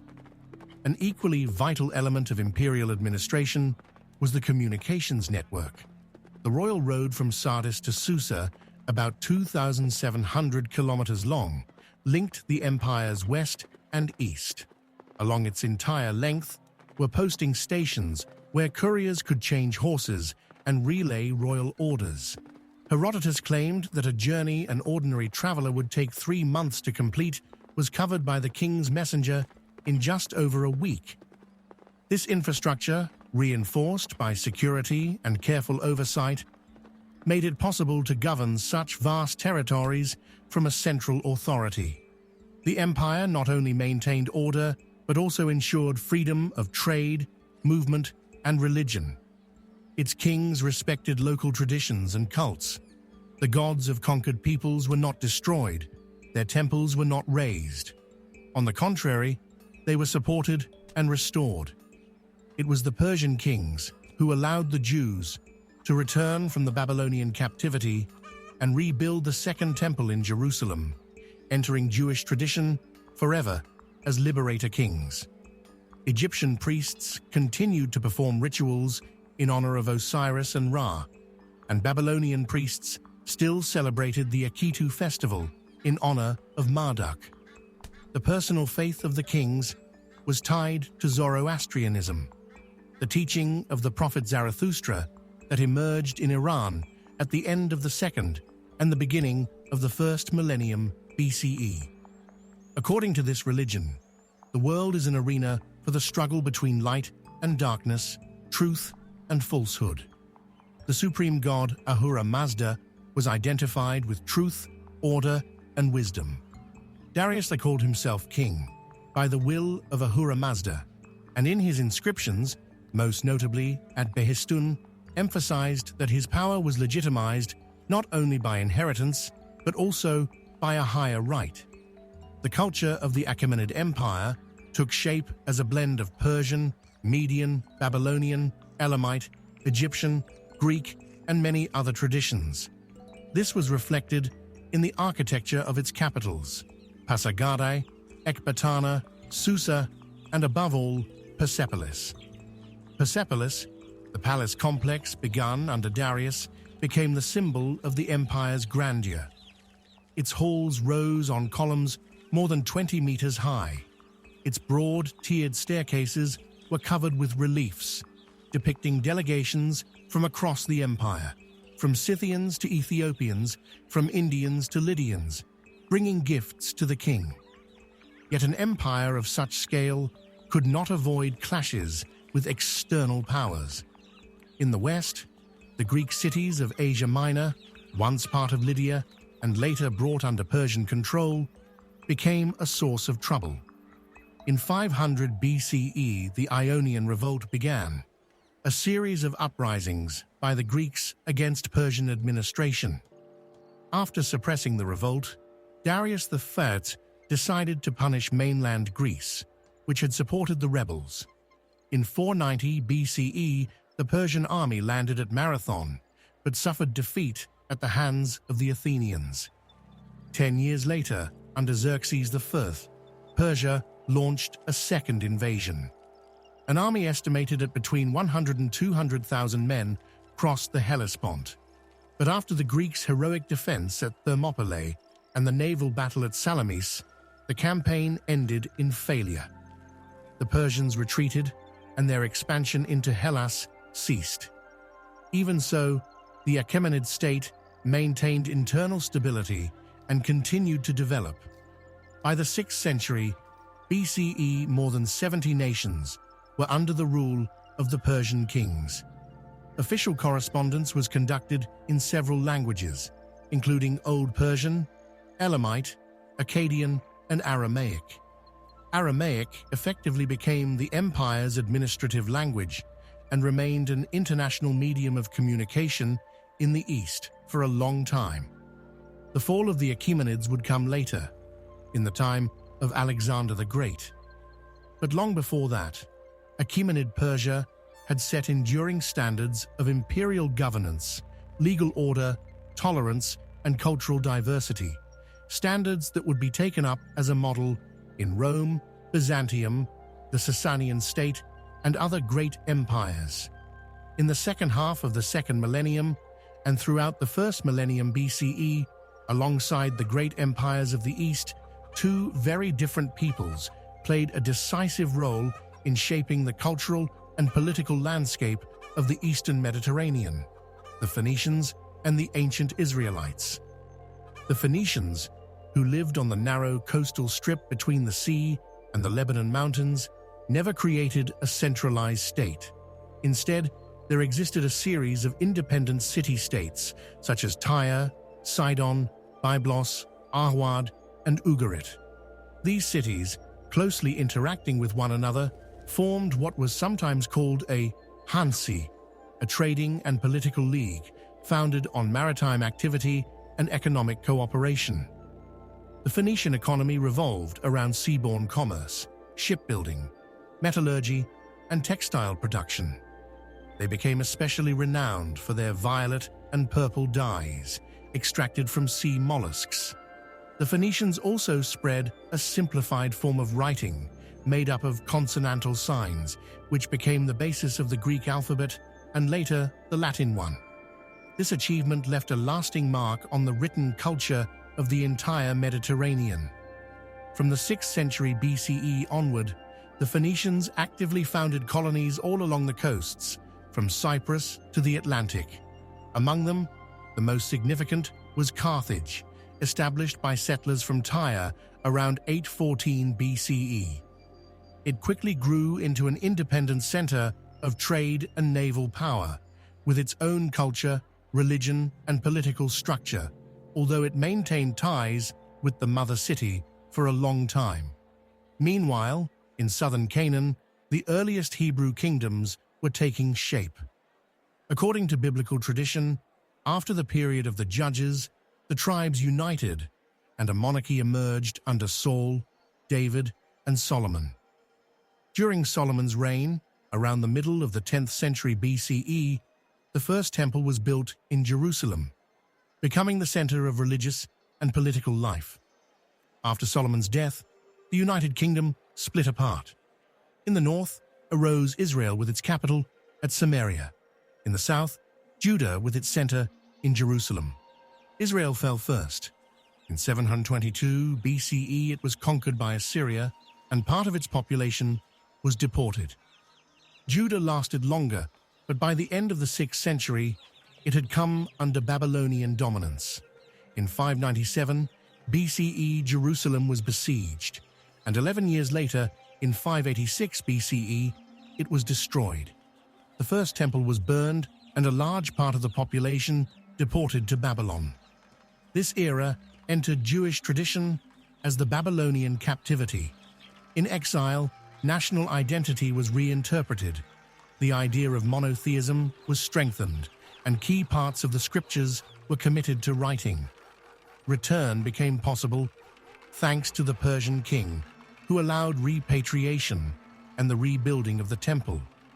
This marked the beginning of a new stage in religious history that would eventually lead to Judaism in its classical form. Thus, the Phoenicians, through trade, navigation, and the spread of writing, acted as a bridge linking the cultures of East and West, while the Israelite and Judean kingdoms laid the foundations of a religious tradition that would become a cornerstone of the spiritual history of much of humanity. In the second half of the second millennium BCE, Indo-European tribes began entering the Indian subcontinent, peoples later called Aryans in Indian tradition. This migration formed part of a vast movement of Indo-European peoples stretching from Europe to Central and South Asia. Crossing the northwestern frontiers, the Aryans first settled in the Indus Valley and later moved into the Ganges Valley, interacting with the local populations, who may have been descendants of the Harappan civilization. Most of what we know about this period comes from Vedic literature, above all the Rig Veda, the oldest of the 4 Vedic collections, composed roughly between the 15th and 10th centuries BCE. The Rig Veda is a compilation of more than 1,000 hymns addressed to various deities. For centuries, these texts were transmitted only orally, which preserved them in almost unchanged form through the ages. Society in the early Vedic period was semi-nomadic. The Aryans practiced animal husbandry, agriculture, and hunting. They offered sacrifices and lived in kin-based communities. The main social unit was the clan group, or jana, headed by a leader known as the Rajan. As territories expanded and conflicts arose among tribes, the importance of the warrior class increased. Priests, or Brahmins, played a central role in ritual life, accompanying every significant stage of existence with complex ceremonies and hymns. Gradually, Aryan society grew more complex.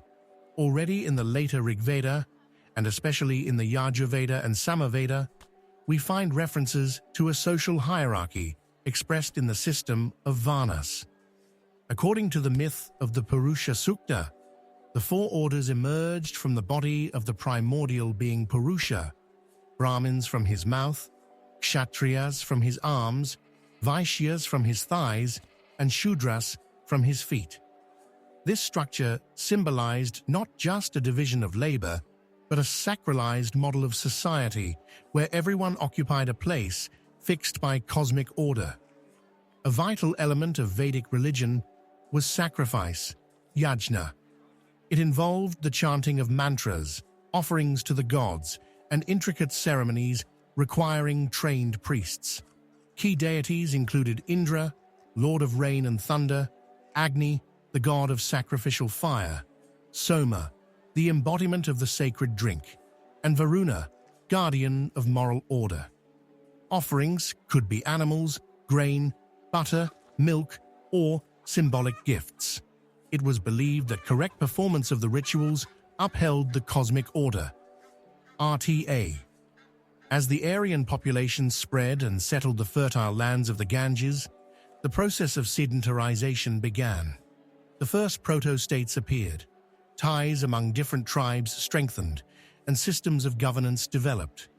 By the first half of the first millennium BCE, the early Mahajanapadas, large political formations, emerged.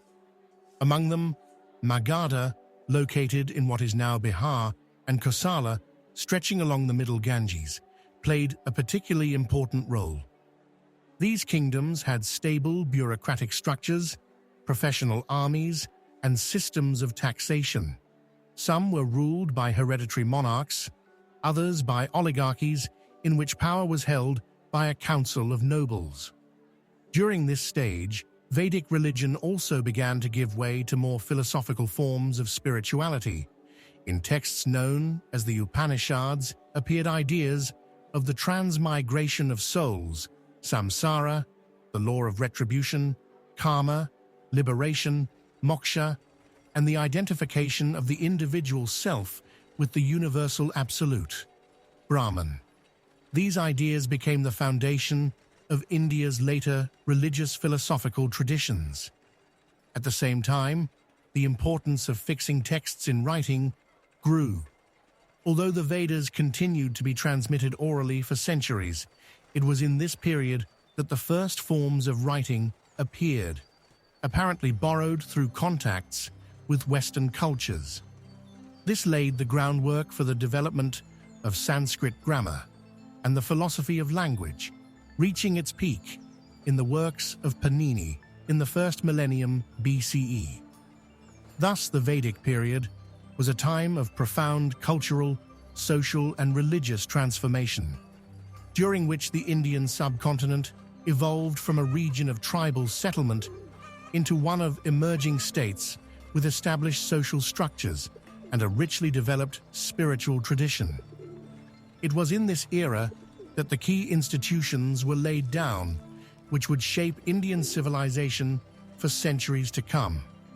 In the second half of the first millennium BCE, new political and cultural centers emerged, the closing chord of the Iron Age and a prelude to the empires of antiquity.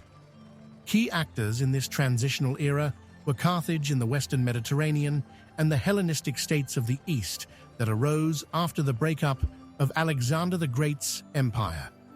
Carthage, founded by settlers from Phoenician Tyre around 814 BCE, began as one of many trading colonies serving the interests of Phoenician merchants and seafarers. Yet, thanks to its strategically advantageous position on the North African coast and its control of sea routes between east and west, the city quickly moved beyond dependence on its mother city.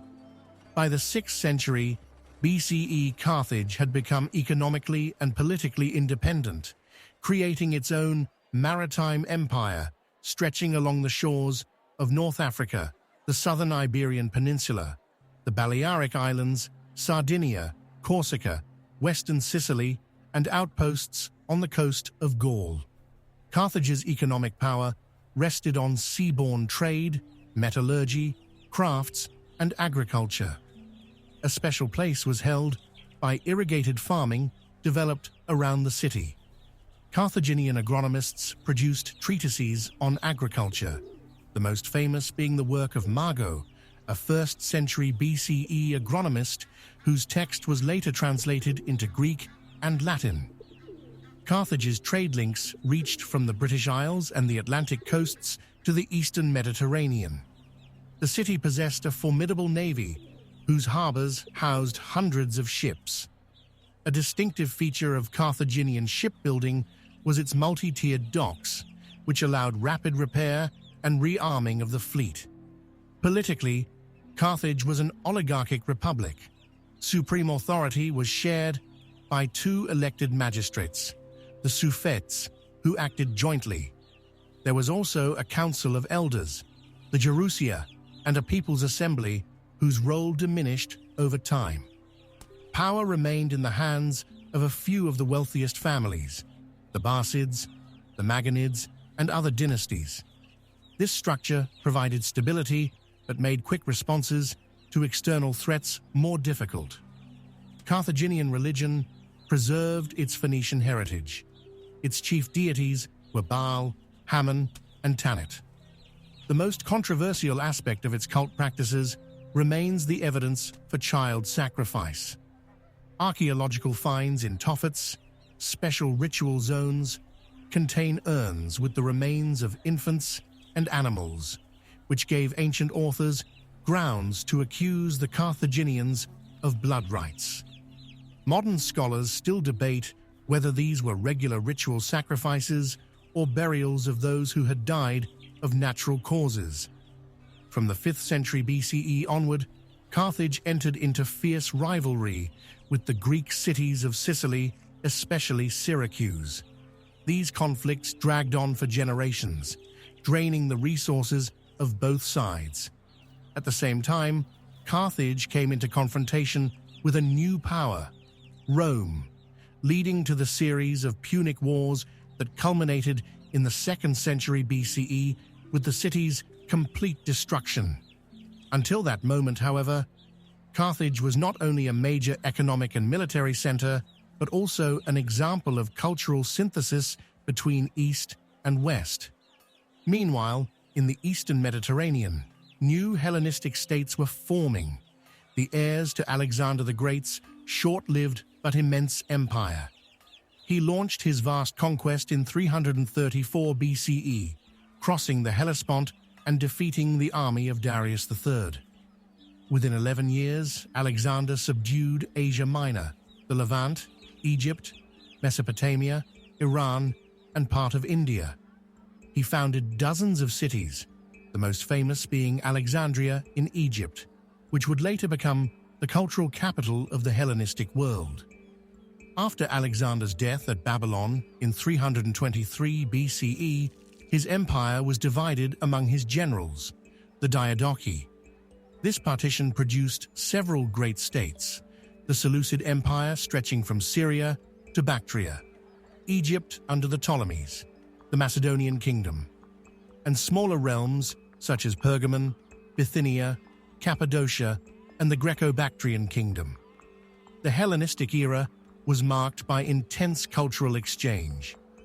Greek became the language of administration and science, and Greek schools and gymnasia opened in the new cities of the East.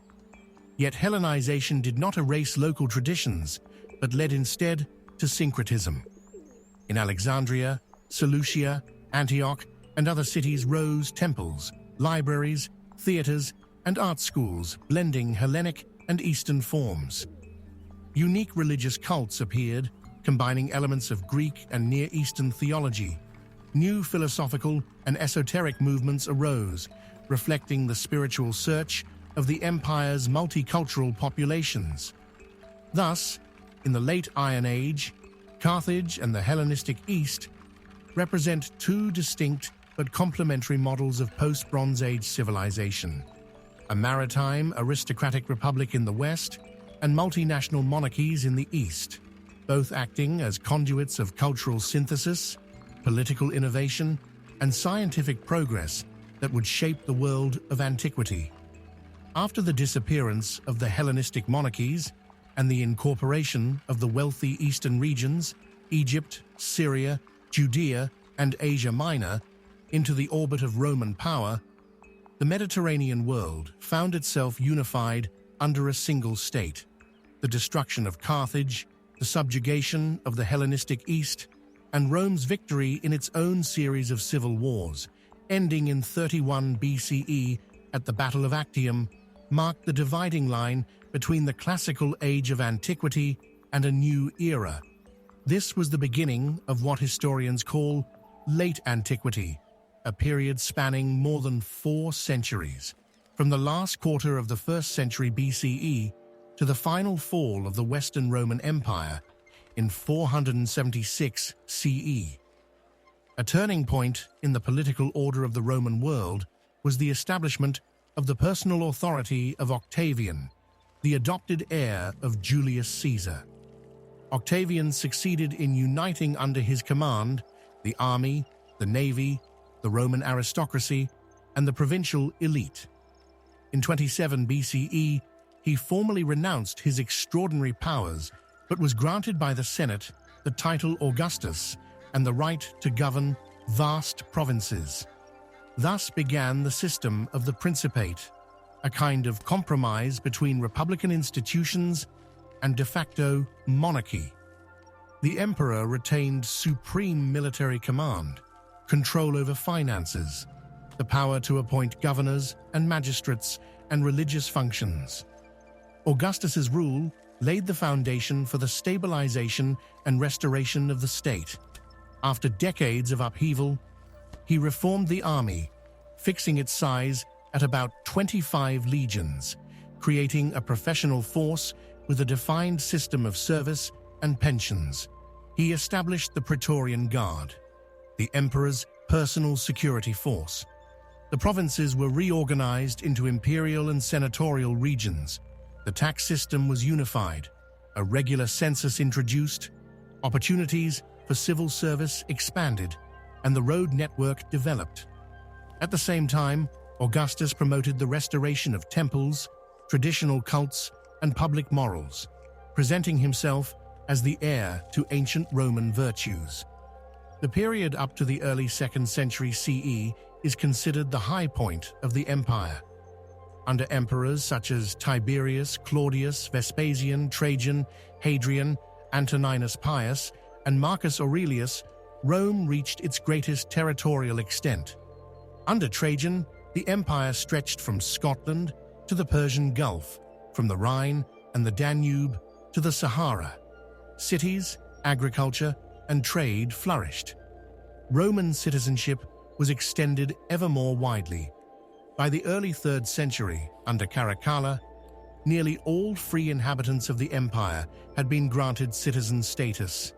At the same time, Roman architecture, law, and the Latin and Greek languages spread across the provinces. The empire became increasingly multi-ethnic and urbanized. Yet by the second half of the 2nd century, signs of crisis appeared. An epidemic known as the Antonine Plague swept many regions, causing severe demographic losses. Raids by Germanic and Sarmatian tribes intensified along the northern frontiers. The army grew ever more influential in politics, proclaiming emperors on the battlefield. From 235 CE began the so-called crisis of the 3rd century. For 50 years, emperors succeeded one another at dizzying speed, often perishing through mutiny, intrigue, or defeat. The army increasingly controlled political appointments. The empire effectively fragmented. In Gaul and Britain, a breakaway Gallic empire emerged. In Syria and Egypt, the Palmyrene kingdom briefly asserted itself. At the same time, pressure from Sasanian Persia in the east and Germanic peoples along the Rhine and Danube increased. The financial system deteriorated. The silver content of coins collapsed, inflation rose, trade contracted, and urbanization slowed. An attempt to halt the decline was made by Emperor Diocletian, who came to power in 285 CE. He carried out a program of reforms aimed at centralizing administration and tightening control. The empire was divided between 2 Augusti and 2 Caesars, creating the Tetrarchy. Provinces were enlarged and grouped into dioceses. A stricter system of taxation was introduced, and the army's structure reorganized. Diocletian also sought religious unification. During his reign, the last and greatest persecution of Christians in ancient Rome began, driven by a desire to preserve state unity on the basis of traditional cults. Yet in the early 4th century, a decisive shift occurred. Constantine, the son of one of the Caesars, after a series of military conflicts, became sole ruler. In 313 CE, he and Licinius issued the Edict of Milan, granting Christians the right to freely practice their faith. In the following years, Constantine actively supported the church, granting it property, elevating bishops, and taking part in theological disputes. In 325 CE, he convened the First Ecumenical Council at Nicaea, where the core doctrines of Christian faith were formulated. At the same time, Constantine moved the imperial capital eastward to the city of Byzantium, renamed Constantinople.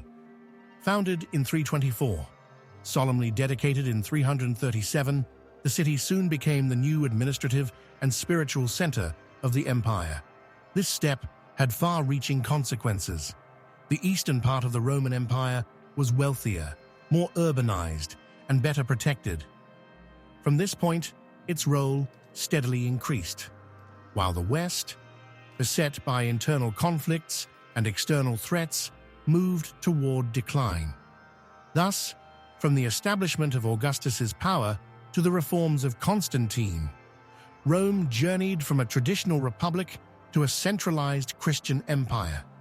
These 4 centuries were a time of intense political, economic, religious, and cultural transformation that prepared the ground for the transition to the Middle Ages.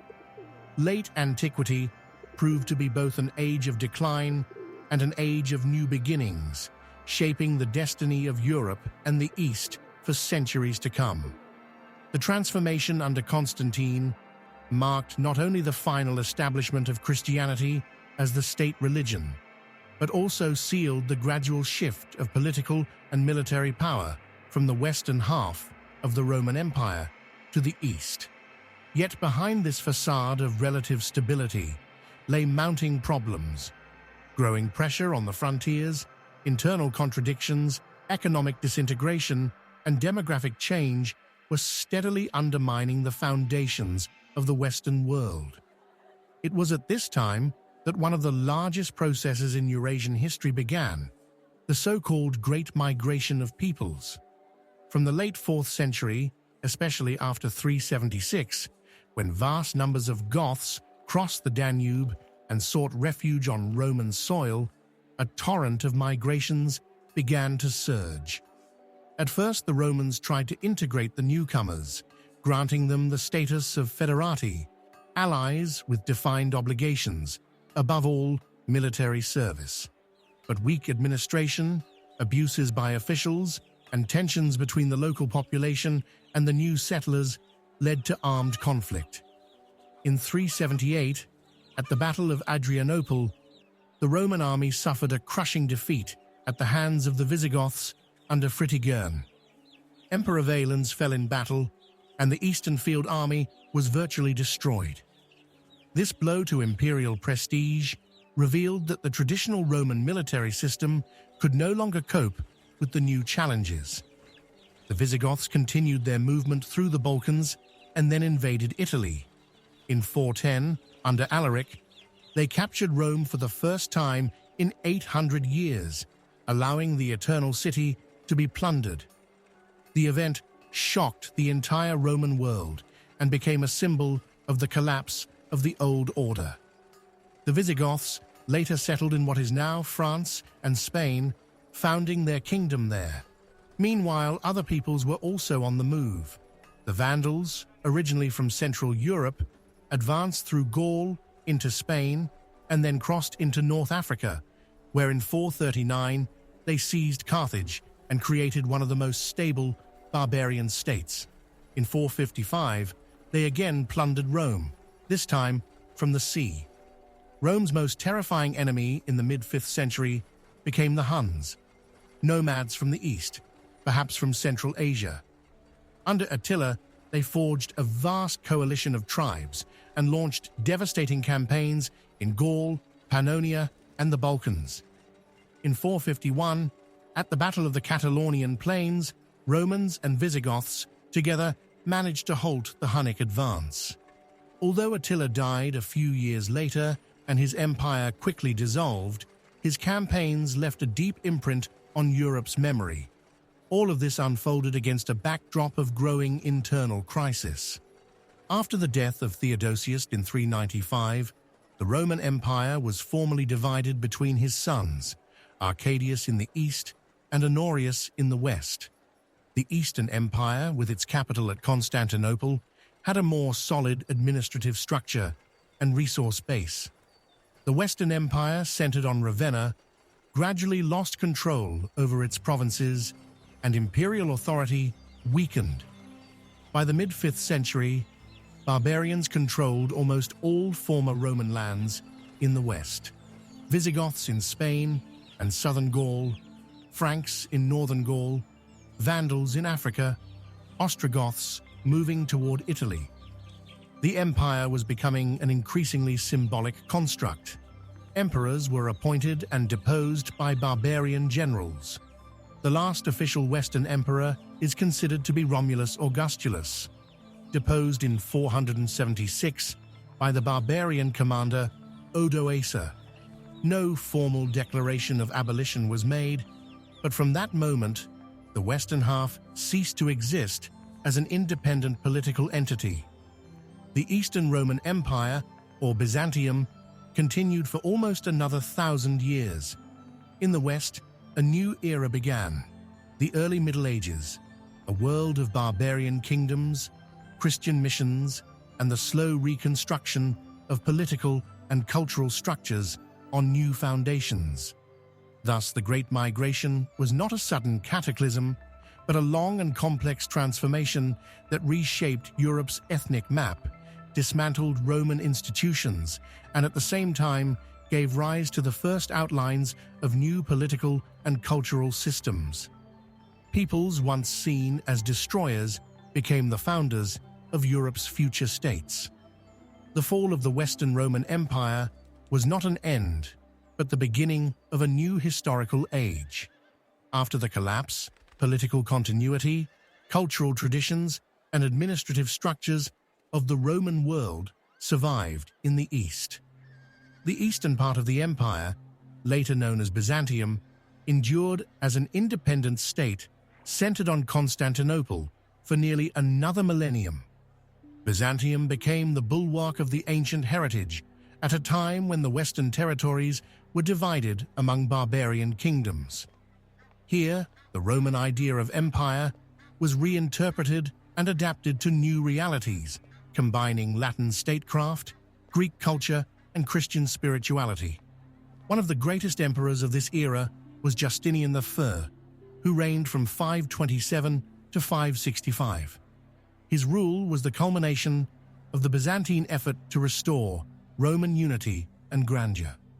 Born into a poor peasant family, Justinian rose thanks to his uncle Justin, who became emperor, received a good education, and gained access to high office.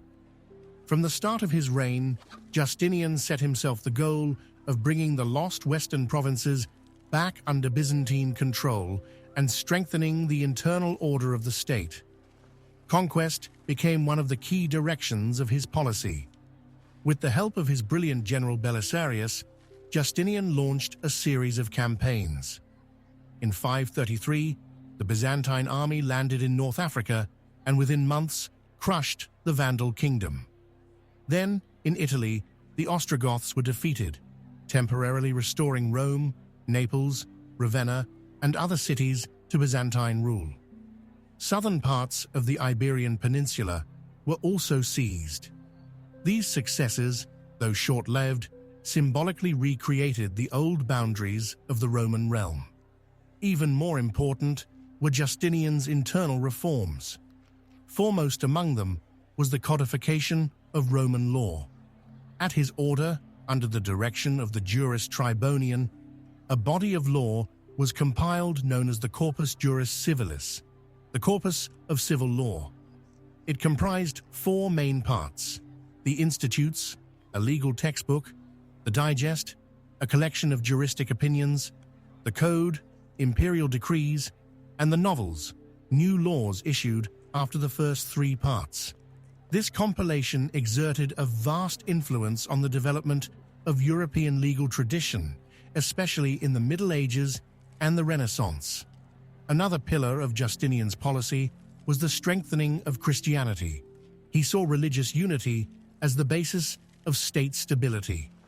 The emperor took an active part in theological disputes, fought heresies, and supported the universal church. Under him, numerous churches, monasteries, and religious institutions were built or rebuilt. The most outstanding monument of this era is the Church of Hagia Sophia in Constantinople, consecrated in 537. Its massive dome, exquisite mosaics, and grand proportions made it a symbol of Byzantine art and of the emperor's spiritual authority. But Justinian's reign was not without turmoil. In 532, the Nika revolt broke out in the capital, provoked by high taxes and official abuses. The uprising grew so severe that Constantinople stood on the brink of destruction. Only the resolute actions of Belisarius and the brutal suppression of the revolt saved the emperor's power. The gravest trial came with the plague that swept the empire from 541 onward. It claimed millions of lives, including many soldiers and officials, severely weakening Byzantium's economy and defenses. Despite these hardships, Justinian entered history as the last great emperor of the ancient type, one who sought not merely to preserve the empire, but to restore its former greatness. His age was both the high point and the beginning of a new phase of Byzantine history, marking the shift away from the Latin tradition and the final transformation of the Eastern Empire into a Greek-speaking Orthodox state. After the millennium of the Eastern Roman Empire and the West's gradual descent into the world of barbarian kingdoms, late antiquity brought the ancient era to a close. It was not a sharp break, but a complex, gradual transition, a change in political and economic models, religious forms, social structures, and cultural horizons. Looking back on this long historical path, several key patterns emerge that shaped the passage from antiquity to the Middle Ages.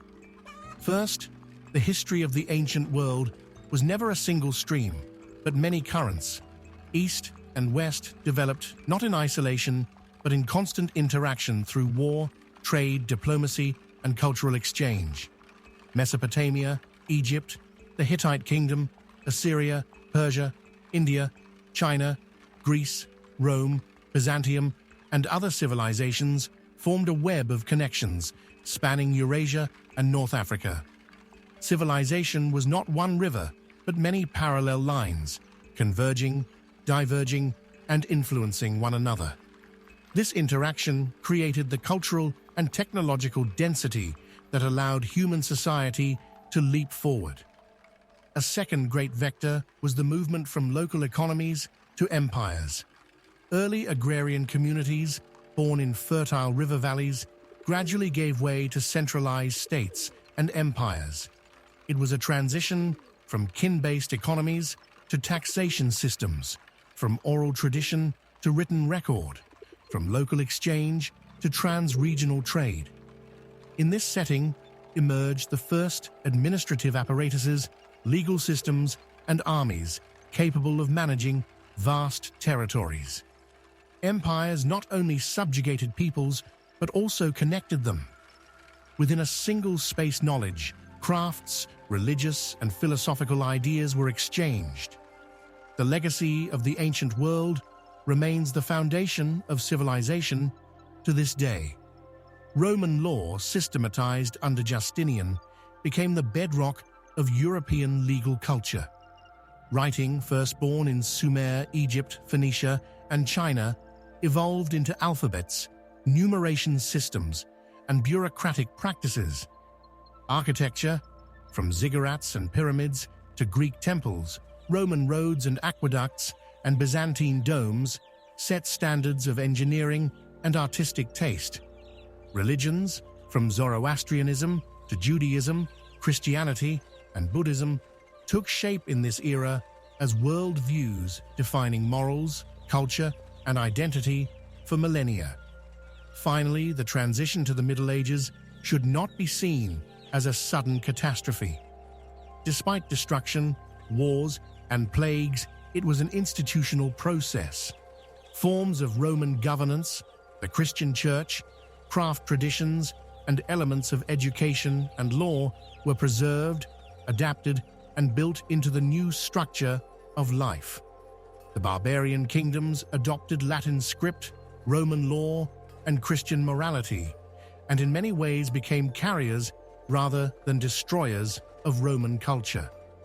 Byzantium continued the ancient tradition in an Eastern key, while the Islamic world absorbed and developed antiquity's achievements in philosophy, medicine, mathematics, and architecture.